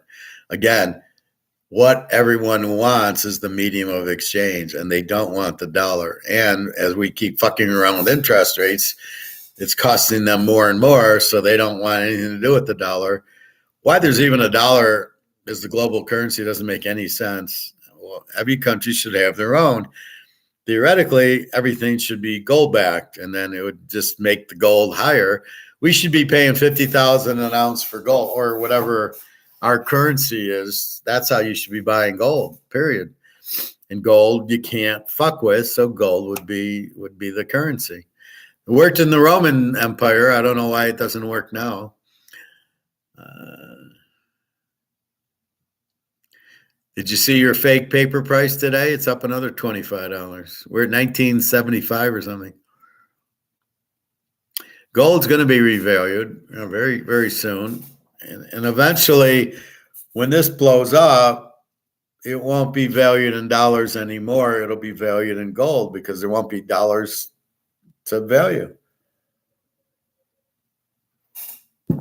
And that's what we're waiting for, is when things are priced in gold. Then we buy a country, Now we'll have to just buy Bobby's house. But anyway, so that's what a market is. There's got to be somebody selling something and there's demand to buy it. And it's free trade. That's what we want. So if I got my Canadian club and I want to sell it for $100 and there's a buyer, he's at 75, I either keep it at 100, wait for a new buyer, or say, you know what, I'll sell it to you for 75, and now we have a market. Here's the producer, here's the consumer buys it, and we've got a market. So as long as there's demand, and we know there's demand for gold, and we know there's no demand for the dollar, it's going out, but it doesn't just go out in 5 minutes, and that's what you got to realize. But it's going out, and all these countries that want to get out of it are slowly, but then they go, well, where do we go into? See, that's the problem right now. Okay, I don't want the dollar. I'm Saudi Arabia. I don't want the dollar. Okay, so let's get rid of all our dollars. But wait, what do we use? Well, you should use the Saudi dollar. You should use the Saudi dollar backed by gold is what you should be doing. But they don't, so they go into the Saudi dollar, or they buy rubles, or they buy yuan, or whatever. And that's the problem. India doesn't want to pay for oil with yuan. They still want to use the U.S. dollar, and we can't. Because of the sanctions on Russia, you can't. They can't take U.S. dollars, and they don't want U.S. dollars. So that's really the beginning of the gold, is the oil, because as India wants oil, they can't pay in rupees and they can't pay in dollars because Russia can't accept them. So the only thing they can do is pay in yuan, and then yuan can convert it to rubles for Russia. Or you're going to pay in gold. That's the only option you have for India. You can't pay Russia in dollars because they can't accept them. So I really wonder who did the sanction. Did the U.S. really sanction Russia, or did Russia really sanction the U.S.? Because now Russia can roll out a gold-backed currency and the U.S. can't do anything about it. which the more I think this war is about is about the Russian. I think the whole war is about Russia wanting to have a gold-backed currency, because every other country that's tried to do that, the U.S. has killed. So nobody really wants to try it, but Russia's like, okay, we'll sanction ourselves, and then we don't care. We'll just go to a gold-backed currency, and you can't stop us because we're already at war with you, and you're not winning. You don't want to invade Russia because you can't win that. So that might have been what really is the cause of the U.S.-Russia war. And don't kid yourself. It's got nothing to do with Ukraine. It's just being fought on Ukraine.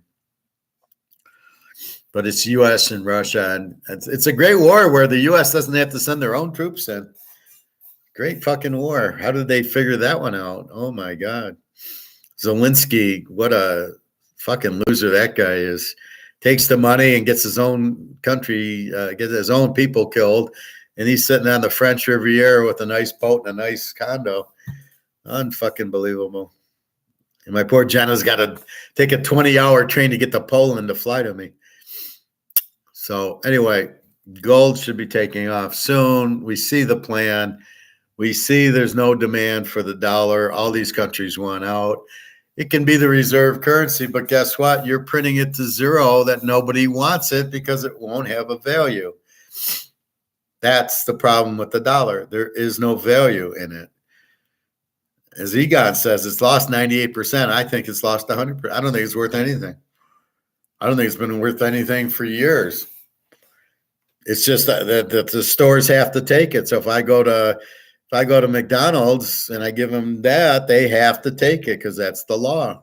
Otherwise, why would they take it? And then if I was McDonald's, as soon as I got it, I'd be sending out my guy to the coin store and go buy gold with the money. So anyway, that's what's happening. Free pick again, Ella fucking Bama and the Detroit Lions Baltimore game under. That's your free teaser for the weekend. I got one lock. I got about 6 games posted right now. I've got plenty more. I'm waiting on injury reports on half the NFL teams. Who are the Bears quarterback? Who's Oakland's? Who's going to be Cleveland's? Who's going to be Buffalo's?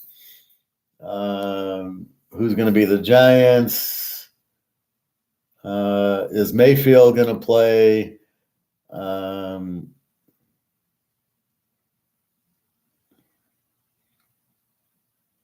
that's it. The rest we know.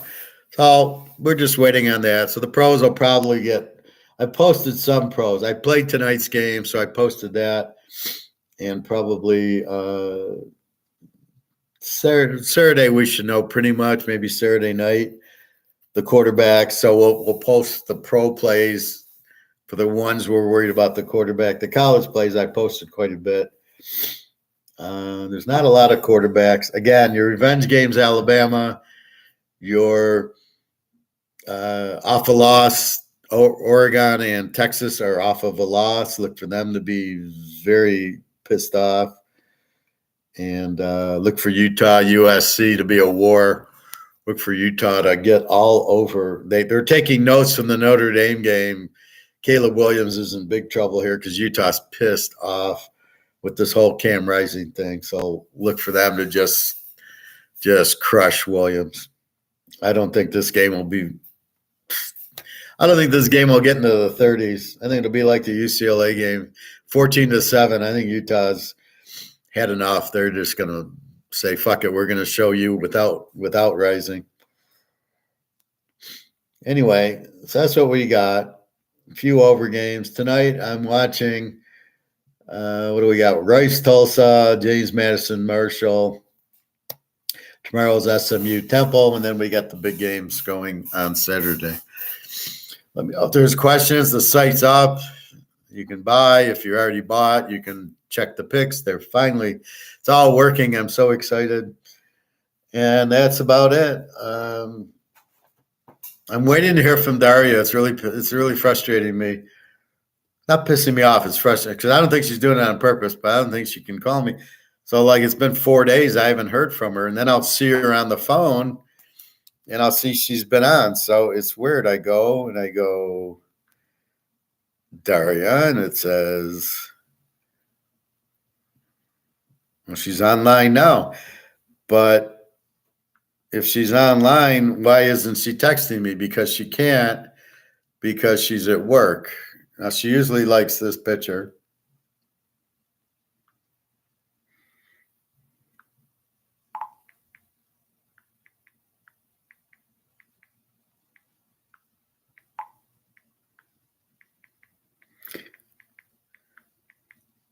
So when she's working, she can't use her phone.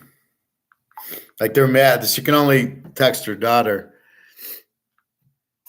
So what I don't understand is I just sent her this. She should see it. She's not responding because I think she's still working, even though it's 5 o'clock, which is weird because it's midnight there. So I really don't get why this is the part that my mind can't handle. She's online, but she's not communicating. Why aren't you? It's not like she doesn't want to. So I get kind of frustrated by that. It logically doesn't make sense. If somebody hit me, I'd be getting back to them, or I'd say, I'm teaching. Like I said, I'm teaching. I'll talk to you later. So I don't understand Daria not responding when she's online. So the phone's working, but why isn't she responding? So that's what I get confused with. So stuff like that bothers me when it's not illogical. Like yesterday, Luke, are you still there, Luke? So the waitress handed me the wrong bill yesterday. Do you think it's a scam, or do you think she did it by mistake? We all think it's a scam because you should know what my meal was, and that's what you should give me the bill for, not somebody else's bill and then say, oops, I made a mistake. I gave you the wrong bill. And that's just bullshit. Anyway, I don't know if you're still there, Luke. So I hope you have a nice day. We got the game tonight, and then good games this weekend. Pros, pretty lousy. I think the game of the week is San Diego, KC, and maybe Philly, Miami, and Buffalo. No, not Buffalo. Pitt and LA. Probably your 3 decent games. The rest suck. And they wonder what's wrong with the league. Well, you got terrible coaches. You've got terrible quarterbacks.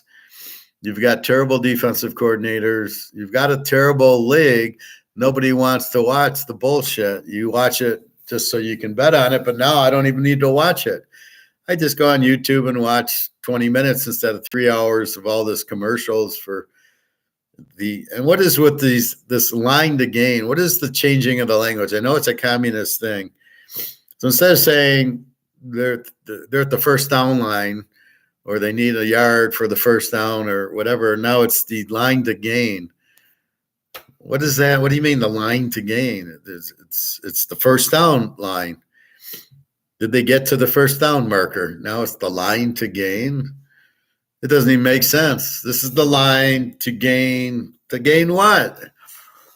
So anyway, just really stupid. So anyway, good luck. Buy your gold now before you can't. Again, the medium of exchange is what everybody wants, and nobody wants Charlie over here. Nobody wants it. 90 countries are getting out of it.